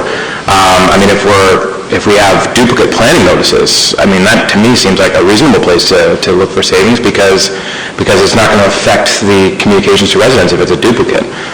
It's just superfluous money that probably could be streamlined. So I'm of two minds on this one myself. Again, we've just talked at length about making hard choices, and at least with the very scant information that's in the comment section of this box, eliminating sports magazine advertising, human resource job advertisements, which the CAO has just indicated are being reduced year by year anyways, so looking to squeeze a little bit more out of that budget, and solid waste advertising. Solid waste advertising, I'm not sure if I could get a brief description on what that is. Is it just simply the schedule for pickup of solid waste? Mr. Simonoskis, please. Certainly through Mr. Mayor. It's a combination of the calendar, which is something that we would have to fund, as well as any events that we do throughout the year. So the overall budget that we have for 2015 is about $35,000. So if we're reducing that from $5,000 to $7,000, then what we'd probably do is reduce, say, events like the weekend with regards to the community cleanup, or if we have an e-waste event. So it's taking those opportunities where we can spend less on the paper advertising, but maybe do more of the digital type advertising, the freer avenue. So, sorry, I mean, we're talking about advertising, but we're not talking about cutting the cleanup day or so it's just the promotion of those events. Like I said, I mean, while I think the communication to residents is a very important thing, and I'm very excited to get into that process later on through our deliberations on the communication strategy, again, we're talking about hard choices, and again, advertising in sports magazines, I don't know. To me, that seems like something that could be cut in this budget process, especially because we can look at it again next year if we want to increase it. Councilor Murphy. Thank you, Mr. Mayor. I'm not hearing the actual risk of not doing the advertising. In particular, there's one I remember us discussing is pretty critical. It's further savings could occur by eliminating duplicate planning notices where we do want planning notices in both local papers. I don't want to see that being eliminated. We usually get, concerns on not getting enough information out there. So I'm still concerned with this. I'm not sure of the impact in the sports magazine for sure, but solid waste and advertisements, I think it's great communicating community events, and missing an opportunity is a concern to me. I'm not comfortable with reducing this at all. I don't hear enough of what the risk is either way to make that decision. Councilor Abel, Councilor Thompson. Thank you, Mr. Mayor. We're all taking our comments here. My idea, the new default in a lot of our planning meetings was just that they didn't know about it. So if we're going to plan on cutting the notice boards, it wasn't effective when we were doing it. And so if we don't do it, I can see it won't be any different. I know that seems a bit cynical, but it was very effective at this council in always doing it, repeating a lot of meetings because of that. The line item here speaks specifically to what it is. We're not talking about community events or anything else. It's specifically sports magazine, human resource job advertisement. So, I can see being in favor of this. Has been identified by staff as a way to reduce it. The communication policy plan is being reviewed thanks to the motion Council adopted from Councillor Thompson last week. I do note, and I see in the headlines, that the federal government spent $750 million to advertise their budget or something along those lines. I mean, we cannot underscore the importance of communication. You see at the federal level, and it's our tax money, just pouring out in the hundreds of millions of dollars. We saw how much was spent in the election at the provincial level last year, tens of millions of dollars trying to communicate a message, and I might say very effectively. So there can be an effective way of communicating, and perhaps we could do a better job, and I think that's what we passed last week. But we are talking about savings in advertising, not eliminating it, and it's been identified. So in the spirit of taking a cut here and there, I do support advertising in the sports magazines. I think it's important, and I do know it is a fairly substantial amount of that $30,000 to you, Mr. Mayor. I think council should know. I think in the one it's about $7,000 for a year, or somewhere along those lines. Through you, Mr. Mayor, advertising in Sport Aurora magazine, we have 6 editions at $1,000 each, $6,000. And the Blades of Grass magazine is 3 editions at $900, $2,700. So the budget for those 2 items is $8,700. So perhaps, and my feeling is I'm in full support of those organizations of advertising, because they're communicating and they need a bit of revenue, and I think the town should put a bit of money into that minimum. So we just saved $50,000 on the professional training. Maybe we can save $15,000. Maybe we can make an amendment and to exclude specifically sport magazines. Are you making an amendment? I would like to make that amendment, Mr. Mayor. 15, is there a second? Can we not go around the table first to comment on the original? Okay. That would be fine with me too. Okay. Right, Councillor? So those are my comments. Thank you, sir. Councillor Thompson? Thank you, Mr. Mayor, and I appreciate Councillor Abel just waiting until everybody's had a chance to speak on the first motion before putting forward his amendment. You know, for myself, I mentioned last time, I'm not in favor of cutting the advertising budget, and it goes back to the comments that we had last week, which everybody was unanimous in agreement that, you know, effective external communication is vital to our organization. It's a key pillar in terms of our responsibility to engage our residents and make sure they're fully informed. And so, you know, I kind of ignore the comments part of it. So the printing and advertising budget for the town is $250,000. And really, the question that was coming out of, you know, looking at the policy and more specifically our long-term strategic plan was, you know, are we spending the residents' money appropriately? How are we evaluating the effectiveness of the various things that we utilize to get the message out to our residents? And so, you know, while a number of things are mentioned in the comments, we may, through this process, realize that there are more appropriate, more effective ways and utilize those dollars in those avenues to ensure that we are doing everything we can to fully inform and engage those residents. So, you know, at this time, I'm not in favor of cutting the budget because as we go through this process, I may identify new or better ways to communicate with our residents that may cost money. And so we may make some choices along the way in terms of which is better, you know, in terms of getting the message out and which one provides more value to the residents. At least by the end of this year, you know, we'll have some better metrics to evaluate the effectiveness of the different communication channels and medias that we're using, and then come back and take a look at, you know, is our spending appropriate or not.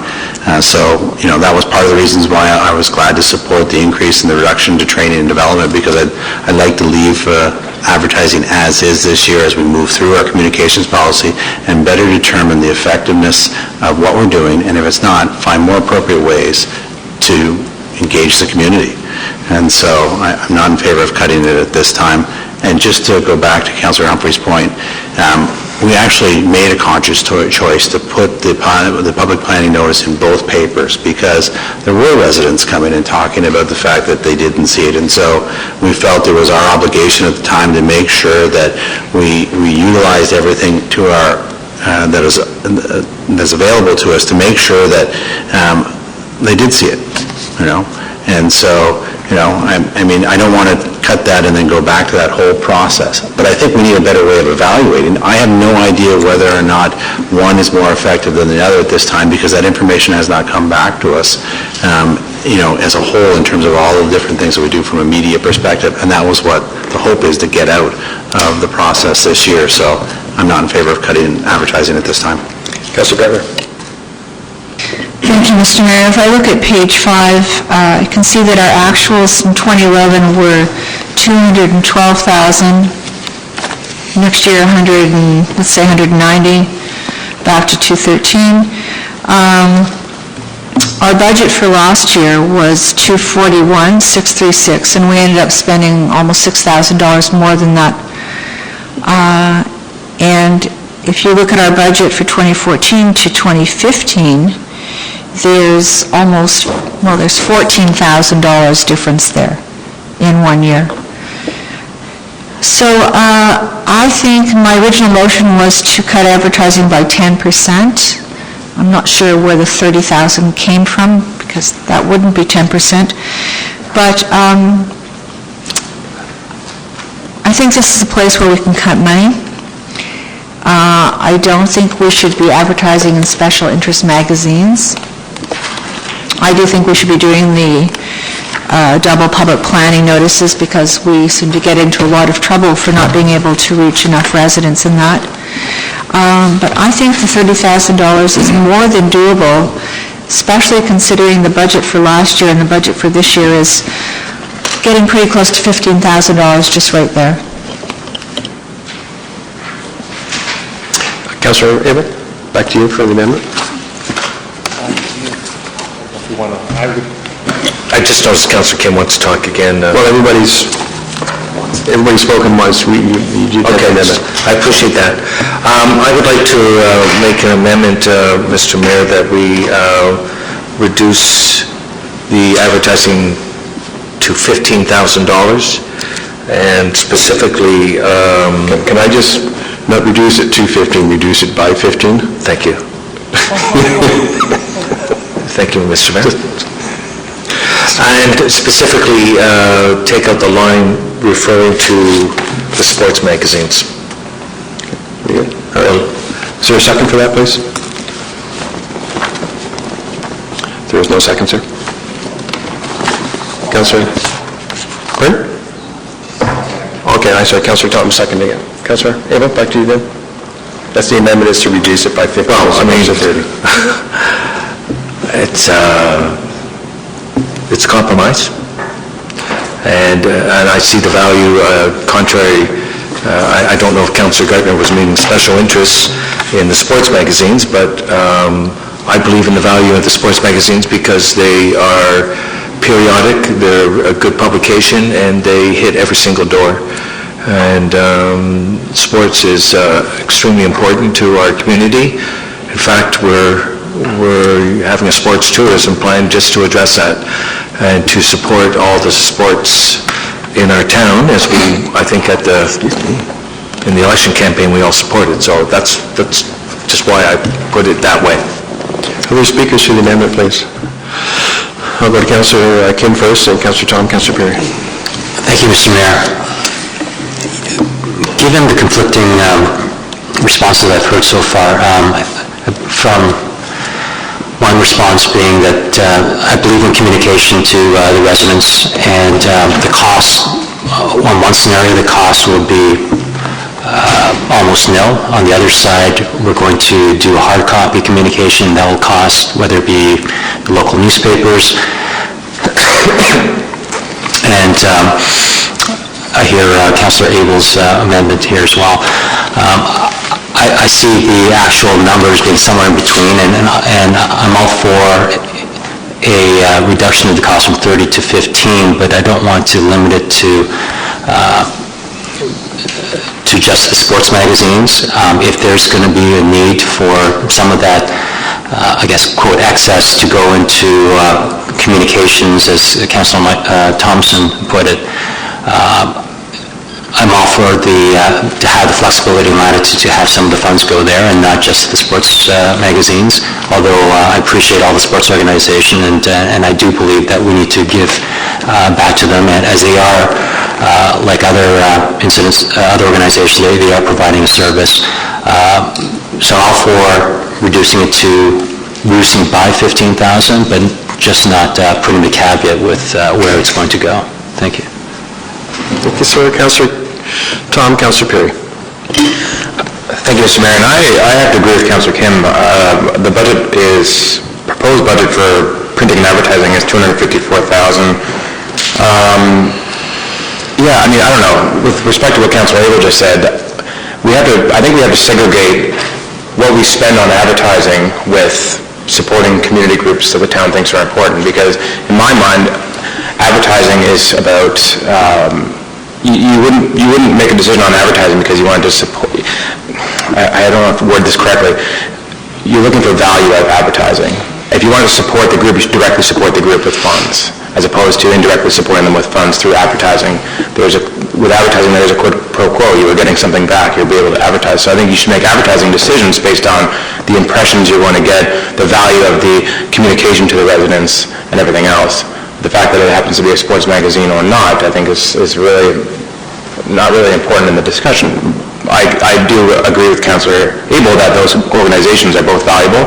They serve the community well, and perhaps if we're looking to fund those organizations with public dollars, we should look to do it in a way that doesn't have an impact to the advertising budget. We should do it another way, i.e., through grants or whatever.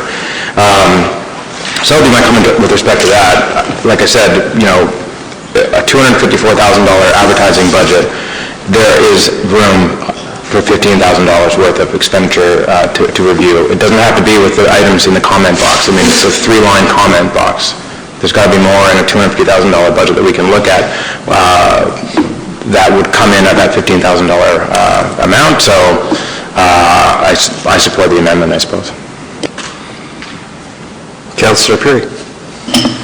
Just going back to my original comments, I don't support everything in the comment box, and for me, I would much rather see those funds reallocated in some circumstances to other things, sort of, you know, along the lines of Councillor Thompson. And I do think that we haven't done a great job of communicating to our residents. I would like to see us do better, and so I'm opposed to cutting this by 15, by 30. I think we need to make sure that we're doing our best to communicate to our residents. I'd like to see the funds allocated in a different fashion, but overall, we're talking about, you know, for me, I'm talking about the cost more than I am the specific items, so I'll be opposed to this. Other speakers to the amendment, please. Councillor Maracas. Thank you, Mr. Chair. I kind of agreement with a few of the statements made around the table as far as the comment box. I mean, I'm in favor of a reduction. I think that we could look at where those reductions would come specifically once we deal with our communications policy and stuff, when we deal with that tomorrow, I believe. I think we can find those reductions from that. So, I mean, I guess just my general comments. I can't support the amendment the way it's worded. If we removed where the reductions were specifically coming from, then I would have no problem, because I do feel that we can reduce it even by 30,000, so, thank you. Any other comments on the amendment? Question. Call the question, please, on the amendment. All in favor? Contrary? The amendment fails. Anything else on the floor? With this specific one, back to the main motion then? Back to the main motion then. The main motion, Councillor Evans? Well, if we're voting on the main motion, Mr. Mayor, the fact that we're eliminating advertising in sports magazines, I will not support this. Well, Mr. Garby, can you help? This is just a comment. That doesn't necessarily mean we're doing it, correct? Through you, Mr. Mayor, I think with respect to sports magazines, that's one specific cut we would make. Okay. And with respect to human resources, those are specific comments, cuts that we make. There might be other small areas that we might cut. I stand corrected. Councillor Maracas? Thank you, Mr. Chair. I guess I'd like to put an amendment on the floor. I guess that maybe we could have the reduction of 30,000, but upon the approval, or upon finding those reductions within our communication policy, once we deal with that. Can we do something like that? Mr. Perk? Thank you. Through Mr. Mayor, and I might ask for some clarity here, but based on what I'm hearing, I suggest a difficulty. So the amendment today is to reduce the overall advertising budget by an amount of $30,000. Making that contingent on something else makes it impossible to approve a final budget. So if you say that, well, pending report back or pending adoption of the revised community plan, which, if I might, council's direction was that the revised communications policy be reviewed by the end of 2015, so not within the short order time. So if we put any contingencies such as you're suggesting on that, I don't know how we can go about approving the operating budget. Fair enough, thank you. So I guess I wouldn't make an amendment, I'd be looking to call the vote, I guess, on the 30,000 reduction, as is.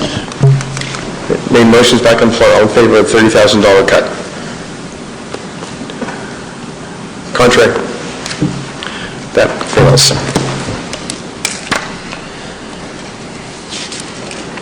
Back Next item, mandatory 4-month gap on all vacancies. It's a $50,000 reduction. Councillor Gardner, are you moving that? No, Mr. Mayor, could we just, would it be possible to move library forward? It's really getting late. We can move that forward. Thank you. Someone put that on the floor, please. Library Board. Councillor Perry, second. Councillor Kim. Thank you, Councillor Gardner. Speakers? Councillor Perry? I'm sure Councilor Kim and myself will be dealing with where these cuts come from at our next library board meeting, having this discussion. I think if on the whole we're looking at a reduction strategy, it's only fair that we look at this reduction strategy across the board. So I will happy to be in favor of it. Other comments, please? Other speakers to the item? Councillor Kim? Thank you, Mr. Mayor. Given that the library is almost halfway through their season, and given that they have very few revenue-generating means, unless we decide to put in a speed bump in front of the library book return boxes to increase revenues. I guess no one got that, but I just find it difficult I'm supportive of cuts, and I believe that most organizations, if you really look hard enough, you can probably find something. But given that the library board, they haven't really increased much since the previous year, I'm just finding it difficult to support it. I was hoping that some of the previous items would have made up for not having to cut in the library. So I'm just going to take a couple minutes to decide, but I'm kind of undecided at this moment, but I was hoping that other things would have rolled. I was hoping the dice would have rolled differently. Thank you. Councillor Eva, Councillor Gardner. Councillor Thompson. Well, Councillor Kim has finally found something he wants to maintain, and so that's good, and I appreciate that. I understand you sit on the board, so it's, what is the budget of the library? Mr. Elliott? I thought maybe they would know.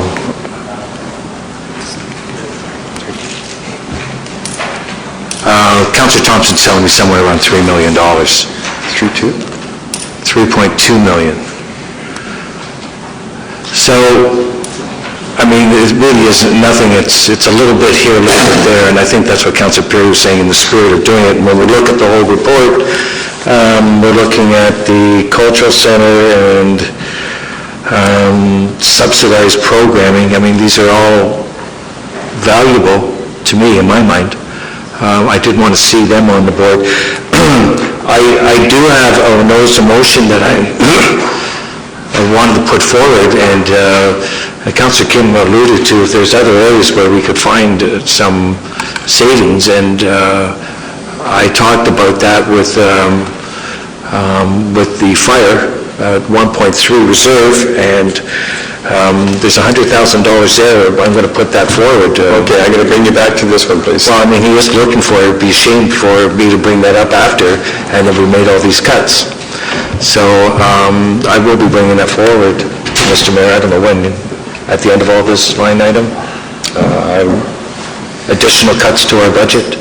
There'll be an opportunity to talk to. There will be, yes, there's an additional opportunity, but right now we're So, talking about the library. Councillor Kim, I would support leaving the library, knowing that I'll be bringing a further reduction of $100,000 to the budget coming up. Most of my ideas had not passed so far, but perhaps this one might. Councillor Gardner, Councillor Thompson, Councillor Maracus. Thank you. I just like... Just a sec, Councillor. I'm sorry, Councillor, do you have that number, Mr. Elliott? The budget for the library 2015 is $3.541 million. Thank you. What percentage would that be on the budget of $10,000, Mr. Elliott?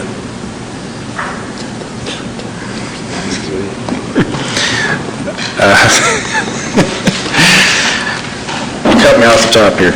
Okay, I'll leave it at Councillor Gardner, Thompson, Maracus. Thank you, Mr. Mayor. With respect to the library, they've given us the same budget that they gave us last year. They haven't asked for any increase over last year. Or maybe I'm not saying that correctly, but it is the same amount that they got last year. There is no increase. Am I correct on that through Mr. Mayor to Mr. Elliott? That's right. The library's budget is increasing by 2.98% year over year. And a $10,000 reduction represents approximately 0.3% of their budget. Thank you. Follow-up, the 2.9 takes into account growth, or is excluding growth?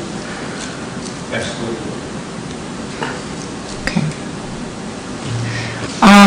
Thank you. I need to think about this for a minute as well. Councillor Marcus, Councillor Thompson, I think I got that right. Thank you, Mr. Chair. I'm not really in support of reducing the library by 10,000. I mean, for me, this goes to what I think is a service to our residents and our taxpayers.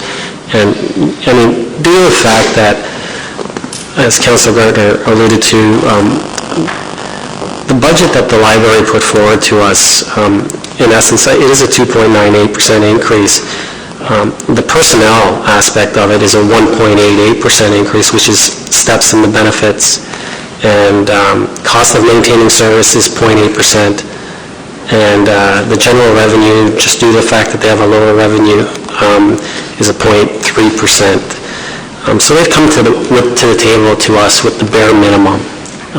They're just looking for an increase of basically cost of living, increase for salaries and stuff like that. So I mean, I think to reduce that 10%, $10,000, and to put that pressure on them to find that 10,000 when they're really, I think, at that bare minimum. And due to the fact that, I mean, I honestly believe this is a service that we provide for our residents, I'm not in favor of reducing this. I mean, I'm not in favor of reducing this 10. Councillor Thompson. Thank you, Mr. Mayor. Through Mr. Elliott. Mr. Elliott, you stated that the increase was 2.98%, but in dollars, I think it's $100,000 was their increase year over year. Is that correct?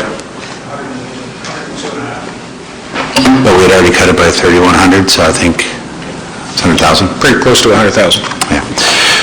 You know, I've had the good fortune of serving on the library board for many years, and certainly it's a wonderful organization. It does a great job supporting the community, and it's certainly well respected. And you know, they have some of the similar challenges that we do with regards to, you know, repair, replacement, and growing, and so that $100,000 increase really is just reflective of money that they will try and put into their reserves or towards capital enhancements or improvements in the facility. So really, it really is, for the most part, when I looked at it, very much a baseline budget, and they just want to continue to make their contributions to their reserves, cash capitals, because they have some great ideas going forward on how to continually improve and enhance the library service. You know, so through the last round, we said that everybody will share in a bit of the cuts, and so there was a $3,100. You know, if experience and past performance mean anything, if there is a cut of $10,000, they'll probably take it out of that reserve, the growth, from the cash capital type thing, which impacts their ability to implement new things down the road. And so that's probably where the cuts would be. You know, if that's what the board decides, that's what's happened in the past when prior councils have determined not to grant the full amount of whatever was requisitioned. You know, but having said that, you know, as much as I think the library does a phenomenal job, you know, we are looking across the board. We're looking at the corporation, we're looking at both the services, different community groups as well. I mean, we cut community grants by $15,000. And so in this case, in this year, we've taken that stance that really everybody is sharing in it. And so for this year, I'll be supporting the cut. No further speakers. Okay, calling the vote. All in favor of the $10,000 cut? All against? Hands high, please, so I can see them. The motion fails. Mr. Mayor, can I ask where you stand on this? I'm in favor of the cut. Thank you. I'm sorry? Was it 5-4? 5-4.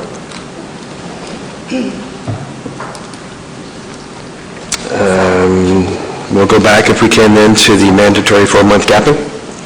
Someone put that on the floor, please. Councilor Maracus, thank you. Second. Councilor Abel. Comments or questions on that?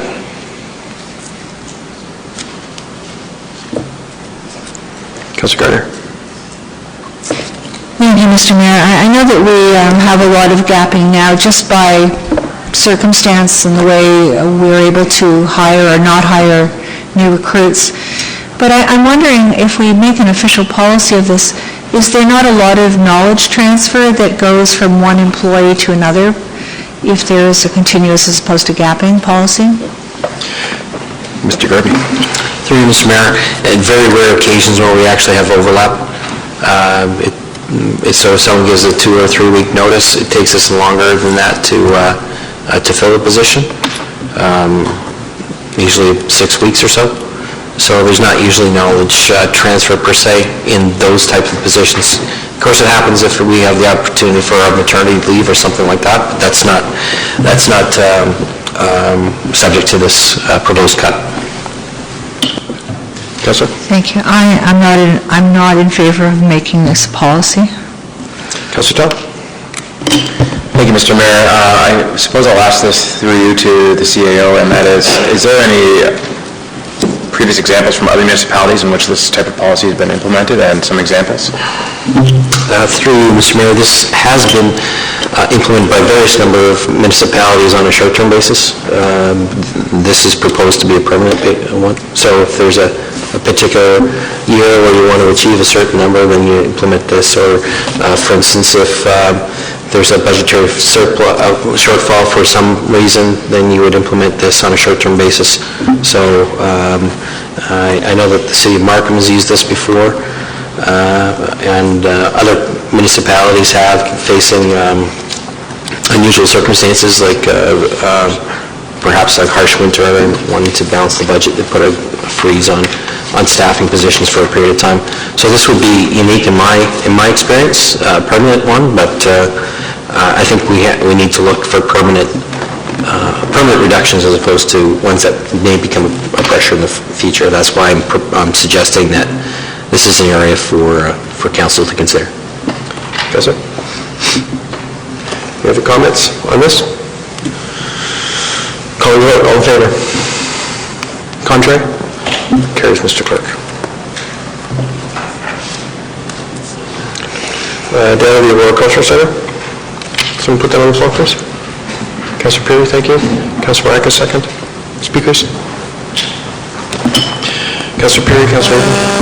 Just like with the library, I understand that there is a value that's given by these organizations, but, you know, we're sharing these cuts across the board, so I'm very much in favor of it. Thank you, Councilor Abel. Mr. Mayor, I will not support it. I believe we've already taken a cut to them last month, or March 9th, and I saw with the library board, the council decided not to do the cut. It's the same amount, so I'm hoping for that, and I'll again mention that I am bringing a motion forward for a $100,000 cut. So I'm hoping to impact and oversee whatever this is going to have on the budget. Other speakers to this item, please. Councilor Tom. Thank you, Mr. Mayor. I think the impact of $10,000 on the cultural center budget would be higher than that of the library. The library's budget is $3.5 million. If I remember correctly, and perhaps Mr. Elliott or Mr. Garby could correct me, the cultural center budget's around $267,000. 370. Regardless, it's still right, but it's still a higher impact. $10,000 means more to them than it does to the library, at least from a dollars point of view.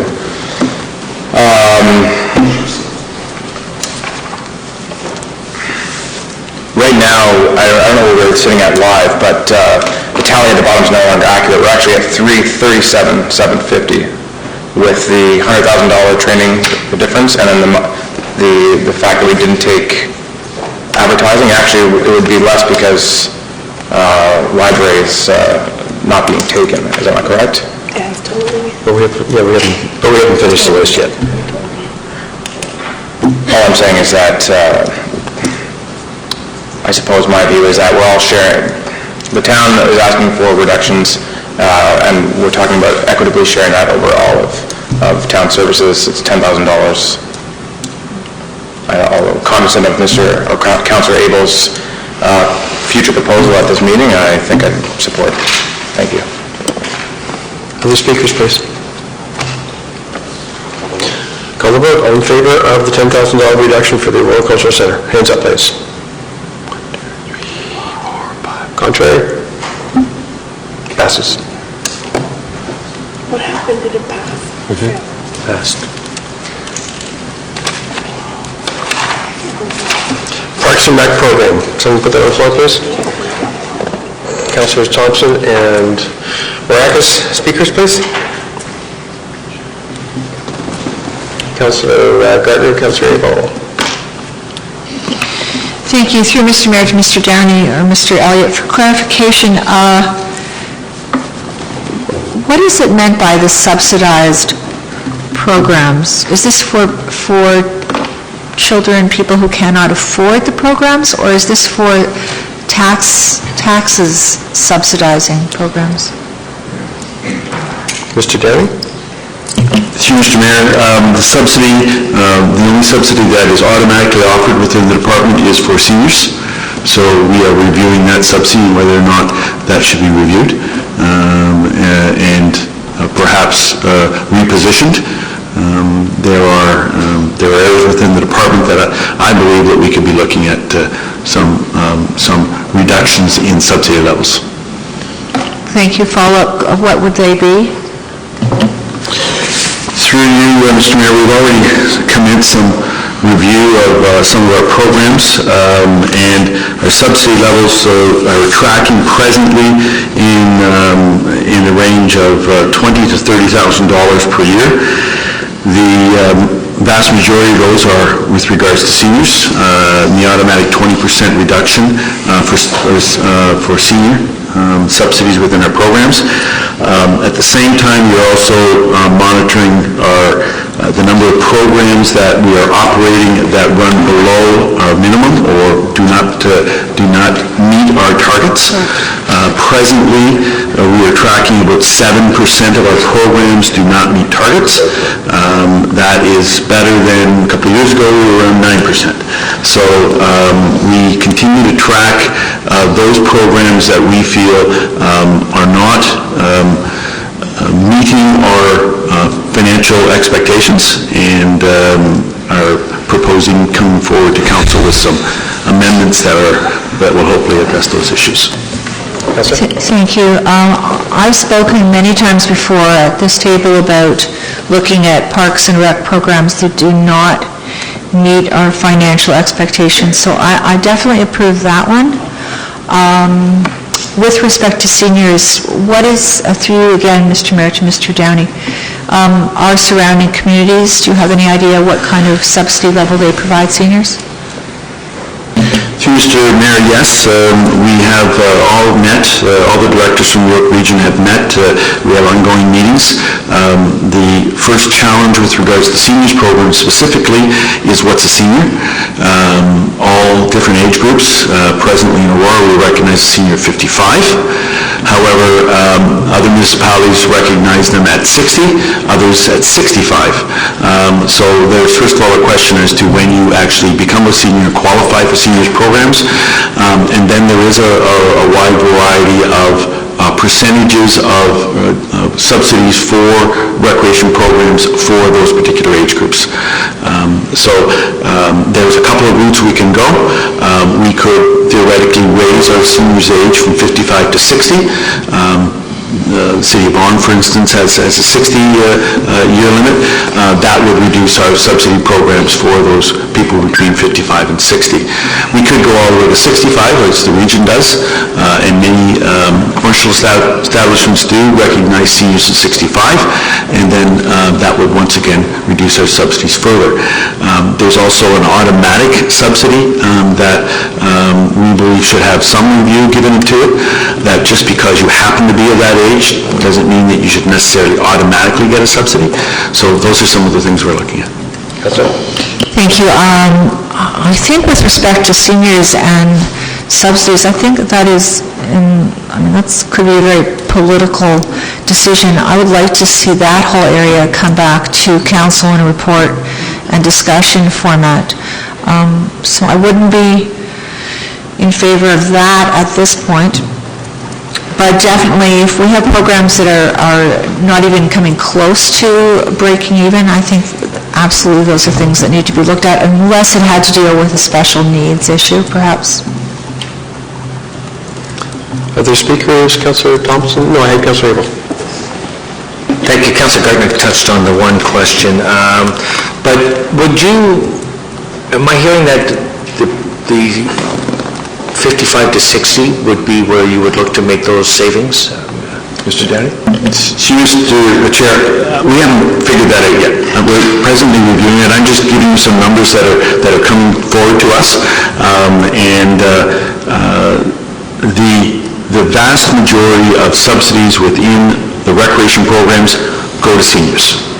So if you're looking at trying to make an impact with regards to subsidy levels, you need to look at that particular area, because that's where the vast majority of any subsidies are. It's where the vast majority of programs that don't break even are also located.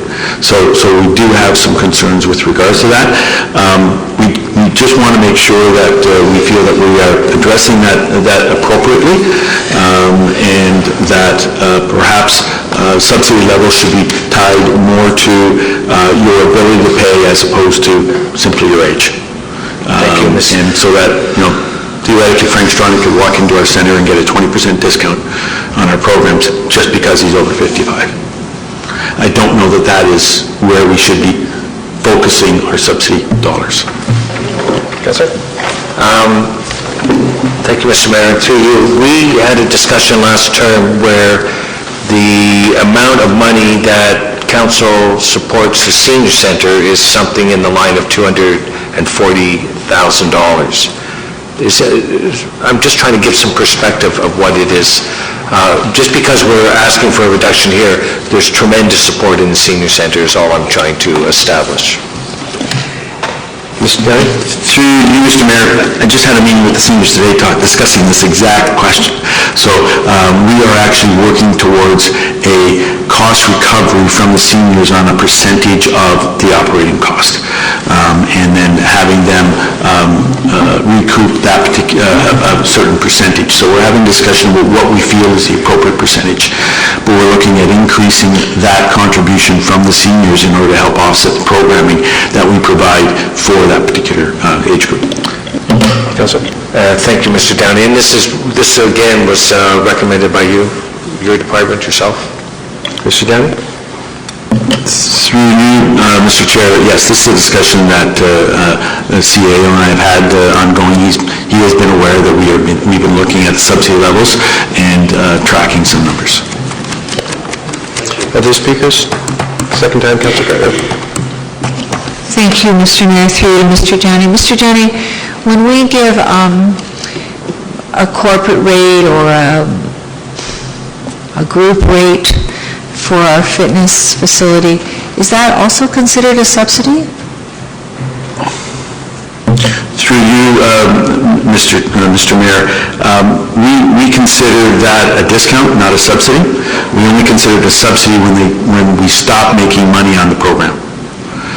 So when programs that we offer no longer break even, then we're into a subsidy. Prior to that, we're into a discount. Councillor? Thank you. Mr. Mayor, may I ask what our discount is for a group? May I ask that? I'm sorry, I apologize. I haven't got the number right in the top of my head. It's in our program guide. It identifies corporate sponsors, or corporate packages, where if you have a certain number, and I believe it's 10 or more of a particular corporation, and they sign up. So we're looking at, first of all, bringing more revenues in, and we feel that with that volume, we can offer a discount, but it never gets to a point where it's a subsidy. Thank you. Any comments or questions? All in favor?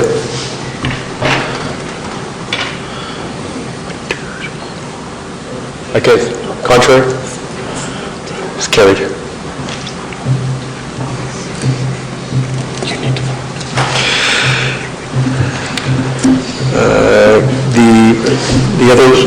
The second last one, which is the elimination of one full-time position, we did discuss that in closed session, Councillor. Anyone put him on the floor? Is there a second? Councillor Perry? Any further comment or question on that? All in favor? Contrary? That is carried. The last one on this list then is the council training at $6,750. Councillor Marcus, you put him on the floor? Second? Councillor Perry? Comments or questions on that? Councillor Marcus? Thank you, Mr. Chair. Through you, just wanted one question before I kind of go into my comments. Mr. Elliott, how much have we already committed to for council training and conferences? Mr. Elliott? We'll just need a couple seconds to pull that up. Get it as soon as we can here.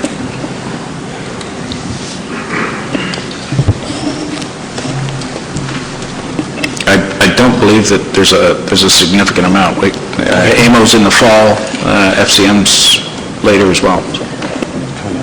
FCM is already paid for. FCM was already paid for. I think you'd find that FCM has already been paid for, Mr. Elliott? To the $27,000 line item, which is the one that we're looking at, we've committed $6,500 already. Thank you. Councillor? Since there was some questions in regards to showing leadership when it came to cutting the training and reducing the training and development for staff, I'm willing to put an amendment on the floor and propose that we reduce ours by 50% also. So I'll wait to hear the comments around the table, but I would like to put that amendment after everyone gets a chance to speak. The speakers? I'm sorry, is there a second? Okay, well, why are we dealing with the amendment? Let's deal with the amendment. Make a suggestion? Yes, sir. Please. Thank you, Mr. Chair. If I might suggest, instead of 50%, actual, because we've been going number, so half of the 27, change the 27 to 13.5. 13.5, yeah. Second? Councillor Humphries?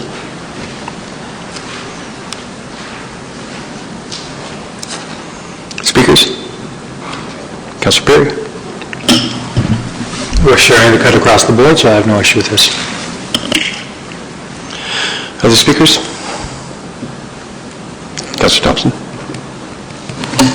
Just for clarification, we did recently approve Councillor Perry to sit back on the FCM board. Does the cost of that come out of this account? Mr. Elliott? Yes, it does. Thank you. Councillor Perry? We had approved an extra $8,000 in addition to the $27,000 that's already on the table. So I respectfully, I disagree. Mr. Elliott, would you confirm, please?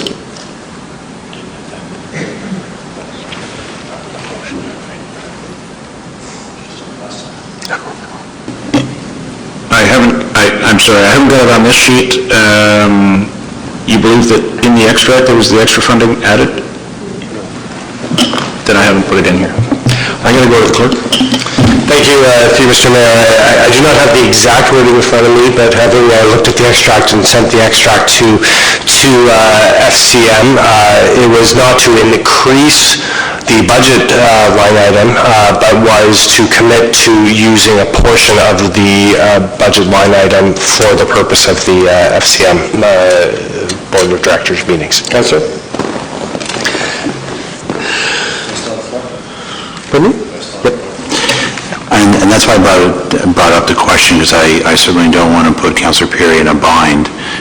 So if we reduce it to 13.5, are we saying that 8,000 will be allocated for Councillor Perry to attend FCM, and then the remainder will be shared equally about, am I right? Okay. So we're already over budget. May I suggest that we stick with the 6750, which has been recommended, and pending clarification from Mr. Elliott, when this comes to council, it can always be modified at that time.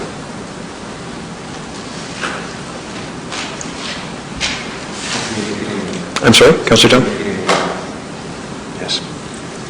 Which would mean defeating the amendment, as it stands. Yes. So may I suggest that we stick with the 6750, get the clarification from Mr. Elliott with respect to the actual line item. When we get that information, we can, if we choose to make a change on that, we can make it at the actual budget meeting. Councillor Maracus, you okay with that? Thank you, Mr. Chair. My understanding was the amount we've committed so far is just over 5,000? Six? So 6 plus 8 is 14, so if we leave it at 14, we would be at budget, so I'd just suggest we leave the number to be at 14, and that would be my amendment. And then we would be within budget.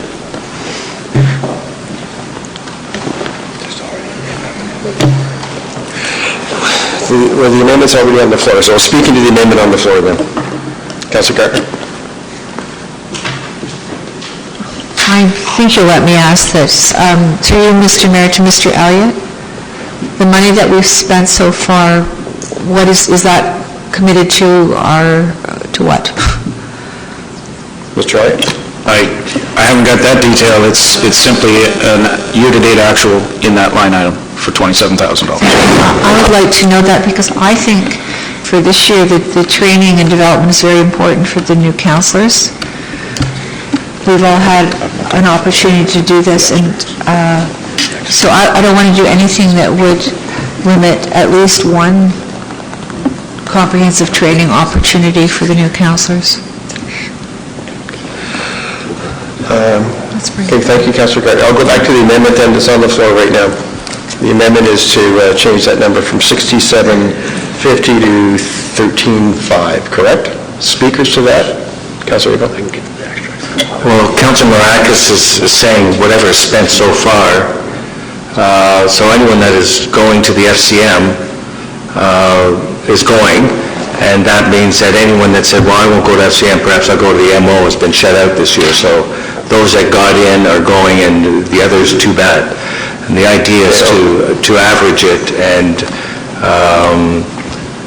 you know, I don't understand why we have to behave like this. I think we should all embrace the opportunity to take the development and training. It's a very steep learning curve. We're not paid a lot, but we're handling a lot of money. We make important decisions. I think it's advantageous. It's in our code of ethics to take these courses and go to these conferences. I don't want to spite ourselves. Those are my comments, Back to the amendment. To the amendment. Thank you, Mr. Chair. I mean, I sat around and heard that, you know, that we should take that leadership stance, and I think that's what this is doing. I don't think it's, I mean, if someone else wants to go, I'm more than willing to reimburse my funds that I've allocated to go to FCM or AMO. I have no problem doing that to allow someone else that hasn't had the opportunity to come in. So if that's what it takes to make sure that we can all go in, I'm not trying to stop anyone from going to any of these conferences. I just think that the question of leadership and saying that council should take a leadership stance when we looked at the training and development reduction for staff, I think it's prudent on our part now to show that leadership and reduce our training and development by that 50% to say that we're not just doing it to one group and not to the other. So that's why I think this amendment should go through. Thank you. Councillor Peary, Councillor Humphries. Councillor Dunn. With all due respect to Councilor Maracus, that's not the appropriate way to be doing things, and I'll say it for this reason only. You put an expectation on other members of council who might not be in the same financial situation to do the same thing, and I don't think that's a fair ask of all the members of council, and I recognize that some people might be able to, but not everybody can, and not knowing everybody's financial situation, in my view, it's inappropriate to make that request of individuals and make them feel that that's what they should be doing. So I understand the intent, I sympathize with the intent, but on the whole, that's not a realistic expectation that we should be putting on ourselves. So that's, in my view, not the way to be going at all. Councillor Humphries, Councillor Tom. Through you, Mr. Mayor, I look at this as an opportunity to, if this is it for this year, we still have another, 3.5 years ahead. We'll be able to do the training next year and balance it off that way. So it's not, maybe not necessarily reimbursement, but we may not be able to go this year, but absolutely next year. And let's take a look at the newer councillors. Absolutely should be going as a priority, and the rest of us can take advantage as well over the years. So, and I remember once a councillor saying to me, well, if you can't make it, it's okay, because we do a great knowledge share when you come back, and you do. I couldn't go the first year, and I had a fantastic knowledge share from my peers, and it was great. Documentation was shared, big decisions were shared, so I'm not worried about missing a conference, because I know whoever's there will ensure that I get information back. Other speakers, Councillor Kim. Thank you, Mr. Mayor. Certainly, Councillor Kim, and then Councillor Thompson, then Councillor Tom, then Councillor Gardner. Well, you're second. Councillor Kim hasn't spoken yet. Thank you, Mr. Mayor. I understand that we do have to take a leadership role and set an example given the mandate that we've given staff already. So I'm willing to forego training and development for this year, and I empathize with Councillor Perry's logic and principle as well. I'm hesitant to make it to be on side with the amendment only because we lack the information in terms of whether Councillor Perry's allotment of the FRM is included in this line item or not, given that we have an opportunity to address this later on. I'm fine with that, and then being able to bring it on board later. I'm going to go quickly with Mr. Elliott. Have you done? Thank you, Mr. Chair. The extract, the last section says, "Be it further resolved that the town of Aurora assumes all costs associated with Councillor Paul Perry attending FCM Board of Directors meetings to a max of $8,000 for the Board of Directors term." It does not commit new dollars to the budget. It implies that $8,000 of your 27 would be funded, or would be apportioned towards that purpose. And that's over the term. It's not necessarily this specific year. Fair enough. I've got Councillor Thompson, Councillor Tom, Councillor Gardner. So I think there are certainly years that you can look at reducing this significantly, and if you look at the chart we have in attachment number 2, it shows that the spending fluctuates a fair bit, and partly dictated because of where FCM is. If you go back a couple years when I was in Vancouver, we almost spent the $27,000. In other years, when it's in Ontario, it's much less. And so this year, FCM's in Edmonton, and so just the flight and registration alone is $1,500. And so, you get 4 people going, and that's $6,000. As for the amount spent, I don't know if everybody's submitted. I know for myself, I paid for the registration for FCM, but I don't typically submit that cost until I return back from FCM, and so there are dollars still to be allocated for it. I think that for this year, I'm not in support of reducing it any more than $67.50, but next year, or those years when the conferences are both in Ontario, I think it does make appropriate sense to reduce it, and you can. And so over the period of a 4-year term, there'll be other opportunities to reduce it, but this year, I hazard to guess how many people around this table have already committed to go to FCM.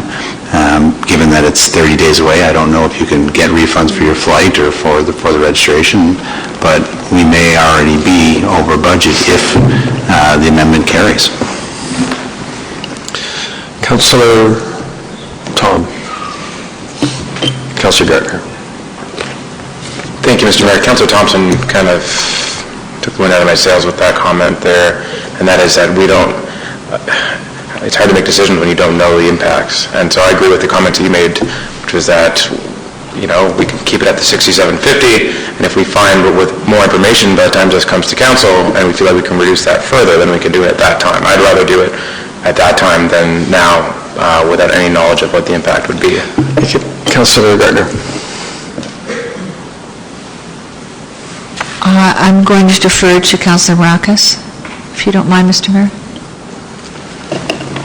I don't mind, but I'm the one allocating. Councillor Maracas. Thank you, Chair. I was just going to say, I do agree that it would be, I didn't realize that some councillors might not have put in their expenses yet for those conferences, so that, therefore, the amount that we've committed so far might not actually be that $6,000. It might actually be more than that. So, I'd be willing to withdraw this and leave it the way it was originally, the original ask, until we get further information. Or if we have to defeat the amendment, that's fine. No, we can withdraw, Mr. Clerk. With the approval of the second? Seconder? Who seconded that? Councillor Kim? Councillor Gardner, you? So, with your approval, Councillor Gardner? Councillor Gardner? You approve seconding it? Yes. Pardon me, approve withdrawing it? Yes. Okay, so then, back to the main motion, which would be at 6750. There's no further discussion. All in favor? Contrary? That's carried.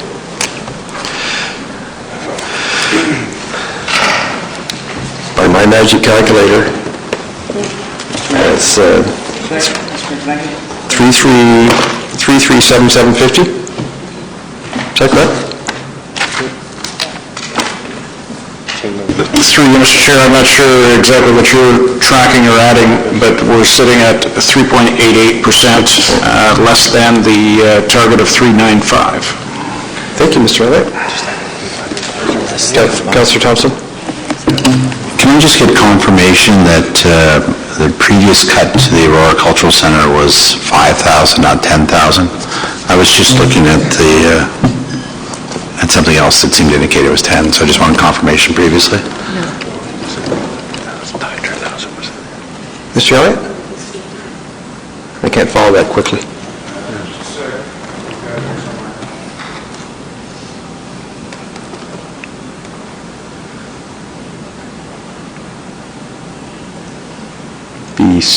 If you maintain it, if that says maintain it at,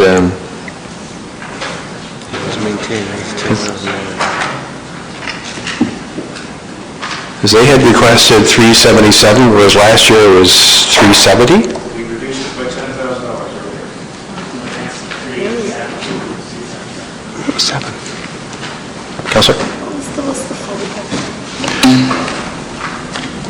So I'd like to put forward a motion. Well, I'm going to go to Councillor Abel because he did. Councillor Abel? Thank you, Mayor Dahl. So I had proposed earlier that in the spirit of postponement, and it's a big word that we use at council, we can cut, we're not eliminating the fire of an even 1.3 going across the board. I would like to put an amendment that this year we put in the reserve 1%, take 0.3 off that, and reduce our budget by some $100,000, I think, Mr. Elliott, and then allow us over the next 3 years to put a third onto the next 3 years. And that, we're looking at budget projections that are less. This is the highest budget part that we have, and then that would give an evenness to our budget. We might also realize ourselves in a better predicament. We might find more revenues, there might be more business tax. So to smooth out the effect of a very high budget year pressure, I would put that amendment on the floor, so I ask for a seconder. Is there a second for that, please? I'm sorry? Councillor Thompson? No, we're just... So, Mr. Mayor... Councillor, I just want to hold you for a second because we're trying to just determine whether or not this was actually passed at council. If it was passed at council, it requires a reconsideration. I think we should be in order here. Hold on, just getting this resolution. Yeah.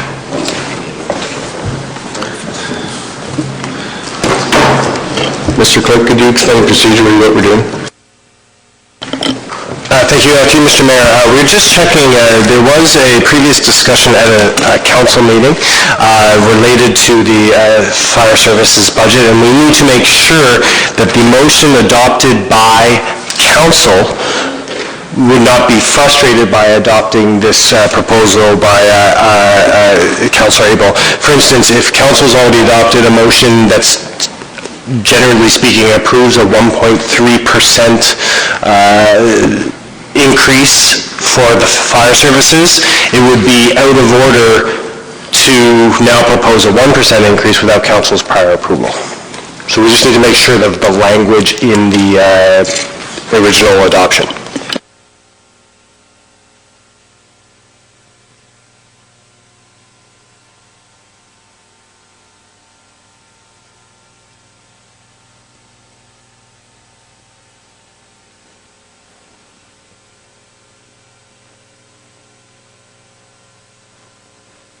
We are good. It is subject to change. It was just a comment on the budget.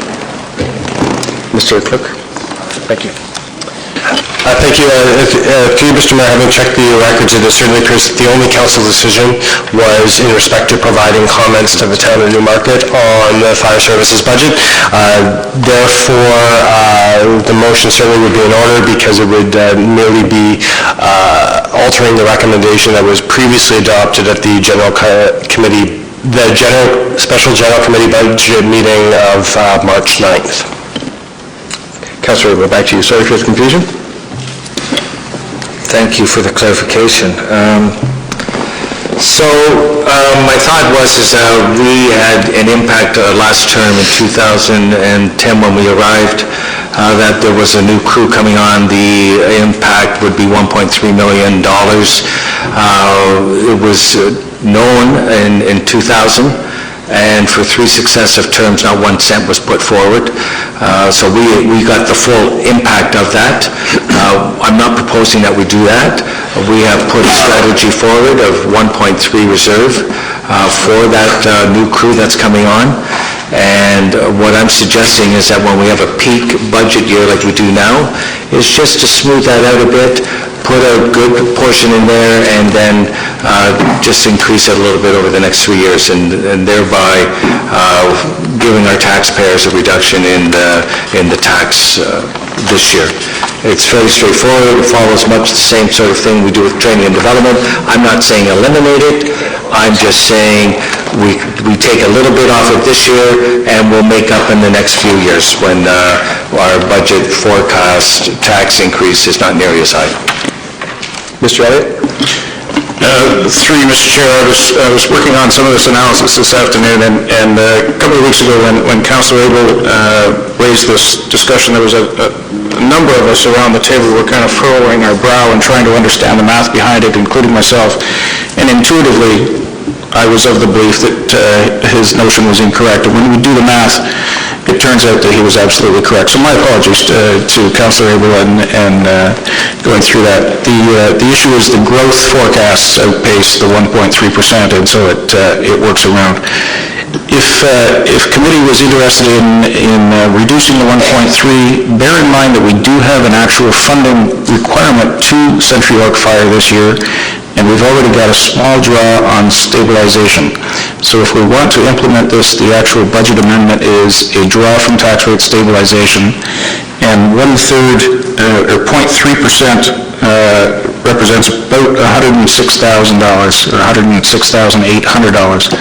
So if council was to proceed with this, it would be a draw from tax rate stabilization of $108,600, or $106,800. Thank you, Mr. Elliott. Councillor Abel? Well, I'm sure we're going to want to know what that impact is on the stabilization, because it's news to me, but I just thought it was elementary. We'll just lessen the impact and we'll make it up. I don't, what is the impact, Mr. Elliott, on drawing from a stabilization fund? It doesn't seem that it's used for a budget line. It's more of a emergency contingency, and we shouldn't be dipping into that. Mr. Elliott? Through you, Mr. Chair, what I understand the council's intent is that instead of 1.3 for 6 years, we fund the fire 1.0 in the first year and tuck the additional 1.3 further down the line somewhere. So tuck the additional 0.3 that we take off this year, we put it into the formula somewhere down in the next 5 years, and that would make it back up. And it does mathematically come very close. It's actually 0.4 we would need to add back in. Councillor? I'll just wait for the other comments and the vote. Mr. Mayor, it's just, council is asked and invited to make suggestions and recommendations to lessen the impact, and that was my, another one of my ideas brought forward. Two things, Council. First of all, I need a motion to extend. Councilors Gardner and Marakis, all in favor? Contrary? That's carried. Mr. Elliott, secondly, can I ask you to scroll over to what our combined rate is at this point? 257. Thank you. Yes. Okay, does everybody follow that? That's with the 108, or 106.8 out. That's what the 100, so it would be down to 1.45. No, that's commercial. Oh, I'm sorry. Thank you. Sorry, we're at 267 combined without this current reduction. Yep.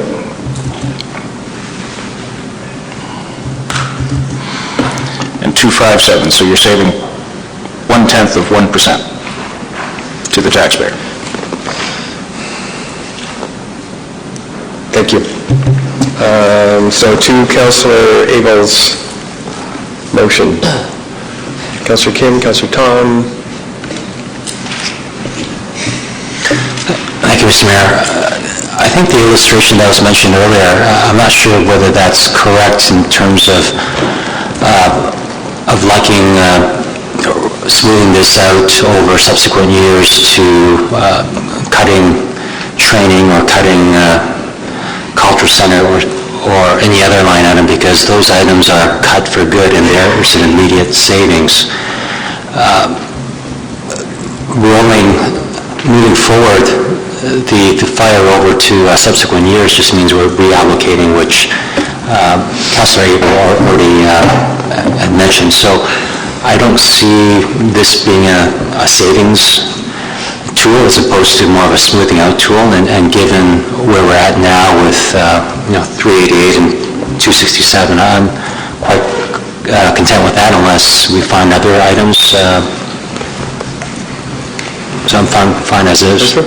Councillor Tom? Thank you, Mr. Mayor. And my question would be, did I hear correctly that, Mr. Elliott, that you said that we would be reducing it by 106,800 and that we would have to draw that amount from tax rate stabilization? That's correct. Is that because that money's already spent for this year? The 1.3% is already fully been spent or is fully allocated? Or The Century Oak Fire increase in their budget requires just slightly more than 1.3% of tax levy. And so we've actually got I believe further up, it's an $8,000 draw from stabilization. The $9,900 here. So we're drawing tax rate stabilization already because I need to pay Newmarket more than 1.3% of levy. I need another $10,000 on top. So we have to draw this from stabilization because I do need to fund that cash flow requirement. And then the proposition is that we would add back this, basically you're deferring a levy to another year. Councillor? Thank you, Mr. Mayor. Thank you, Mr. Elliott. I'm supportive of what Councilor Abel is trying to do because I think it's looking at smoothing out over a period of time. However, I was under the impression that would mean that we weren't drawing from stabilization. I didn't realize that would be the implication, that we'd just be adding 100 Gs on to the tax rate stabilization draw. So with that in mind, and with the fact that at 3.88, the combined rate is 2.67,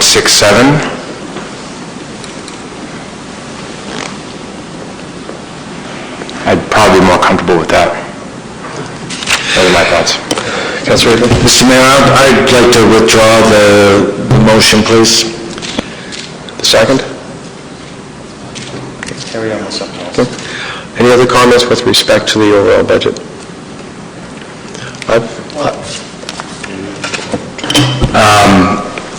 Right now, if I have it correct, based on the chart that we've just been given, we're looking at 337,750 on the reductions that we just talked about, right? That's the number I had too. I don't know if anybody's, I don't know. I just calculated it. So, So, I'm not sure whether or not this is possible, but our kind of desired cut was 3.8, I forget what it was, but it was a reduction of 327,750, we're $10,000 over that. Given the fact that, I don't know if this is possible, is it possible to reconsider the decision we just made on the cultural center and to have that taken out? And then have it resume back to 327,750? we are a committee, so yes, if you would care to put that on the floor. I would put that on the floor just to have the $10,000 of the Aurora Cultural Center taken out, and that would keep our cut to what we had originally proposed coming into this meeting, which was 327,750. Because considering we already are over that by 10,000. So a second, please? Councilor Humphreys, any speakers to that? Then I will call the vote, please. All in favor of Councilor Tom's amendment, or motion, whatever? Motion. Thank you. It is getting late.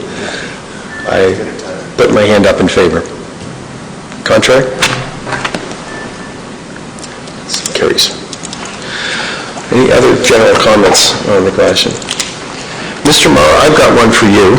I haven't asked you about this lately. Last September, we had a representative from the insurance company, BFL, and we talked specifically about the lawsuit that's ongoing right now, which was instigated back, I think, in 2009, when one councillor at this table sued 6 other elected representatives. And Mr. Sinardo told us at that council meeting back in September that the total bill up to that point was $845,000, all of which was coming back on the tax roll at some time over the future. Is that correct? Through you, Mr. Mayor, at some point, the insurance company will look to recover what they've spent through the premiums over time. That's, I think, to be expected as part of the insurance industry, so I believe Mr. Sinardo's comments were correct. So one of the things that I asked at that time was, could we not have a rider in our insurance policy that would specifically deal with that and perhaps limit our liability in the future?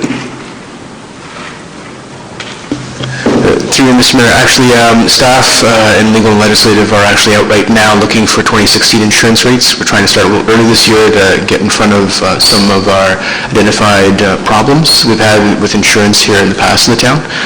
One of the things we are going to be looking at is that particular rider and see whether or not there's any cost savings associated with it. We hope to have something back to council sometime before budget is considered for 2016. Thank you, Mr. Mayor. Councilor Gardner. Thank you, Mr. Mayor. Just for clarification, if you wouldn't mind, how much money have we spent so far? About $850,000, did you say? The number from last fall was, as I recall, was $845,000, Mr. Mayor, but unless you have an update. Thank you. So we pay our insurance and have paid our insurance over all of these years to cover a situation where, in this case, one councillor sues 6 other members of council. How is it that they could come back with an increase in premiums of $850,000 to write off that cost? Mr. Marr? Through you, Mr. Mayor, that exposure that the insurance company, the underwriter, is part of through this particular case affects our liability premiums and affects our risk score overall when they calculate those premiums. So an increased risk and liability that they would see for the town would be reflected in the premiums that we would receive from the underwriters and from the insurer based on their evaluation of the town's overall risk potential for liability. Thank you. don't like the characterization that was just said at this table. We pay insurance for a reason. Something happens that requires us to use an insurance company. We use the insurance company, and that's it. That's why we pay insurance.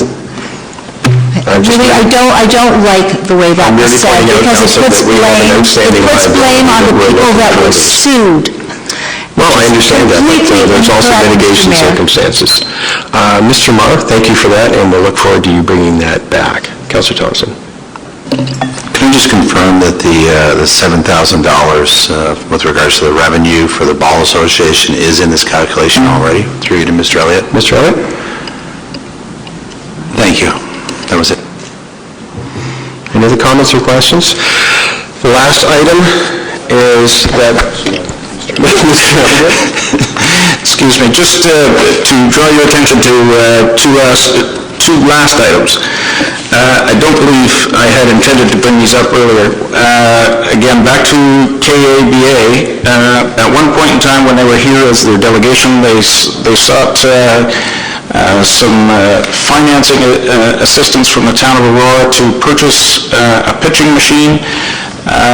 My recommendation as the treasurer is that we not do that. A pitching machine is in the range of $2,500 to $3,500, as I understand it, and we ought not to be in the business of lending money to community organizations. We are not a bank. We are not in a position to evaluate credit. We don't have trained credit advisors on staff, or credit risk analysts on staff. So it's my recommendation that we decline that request.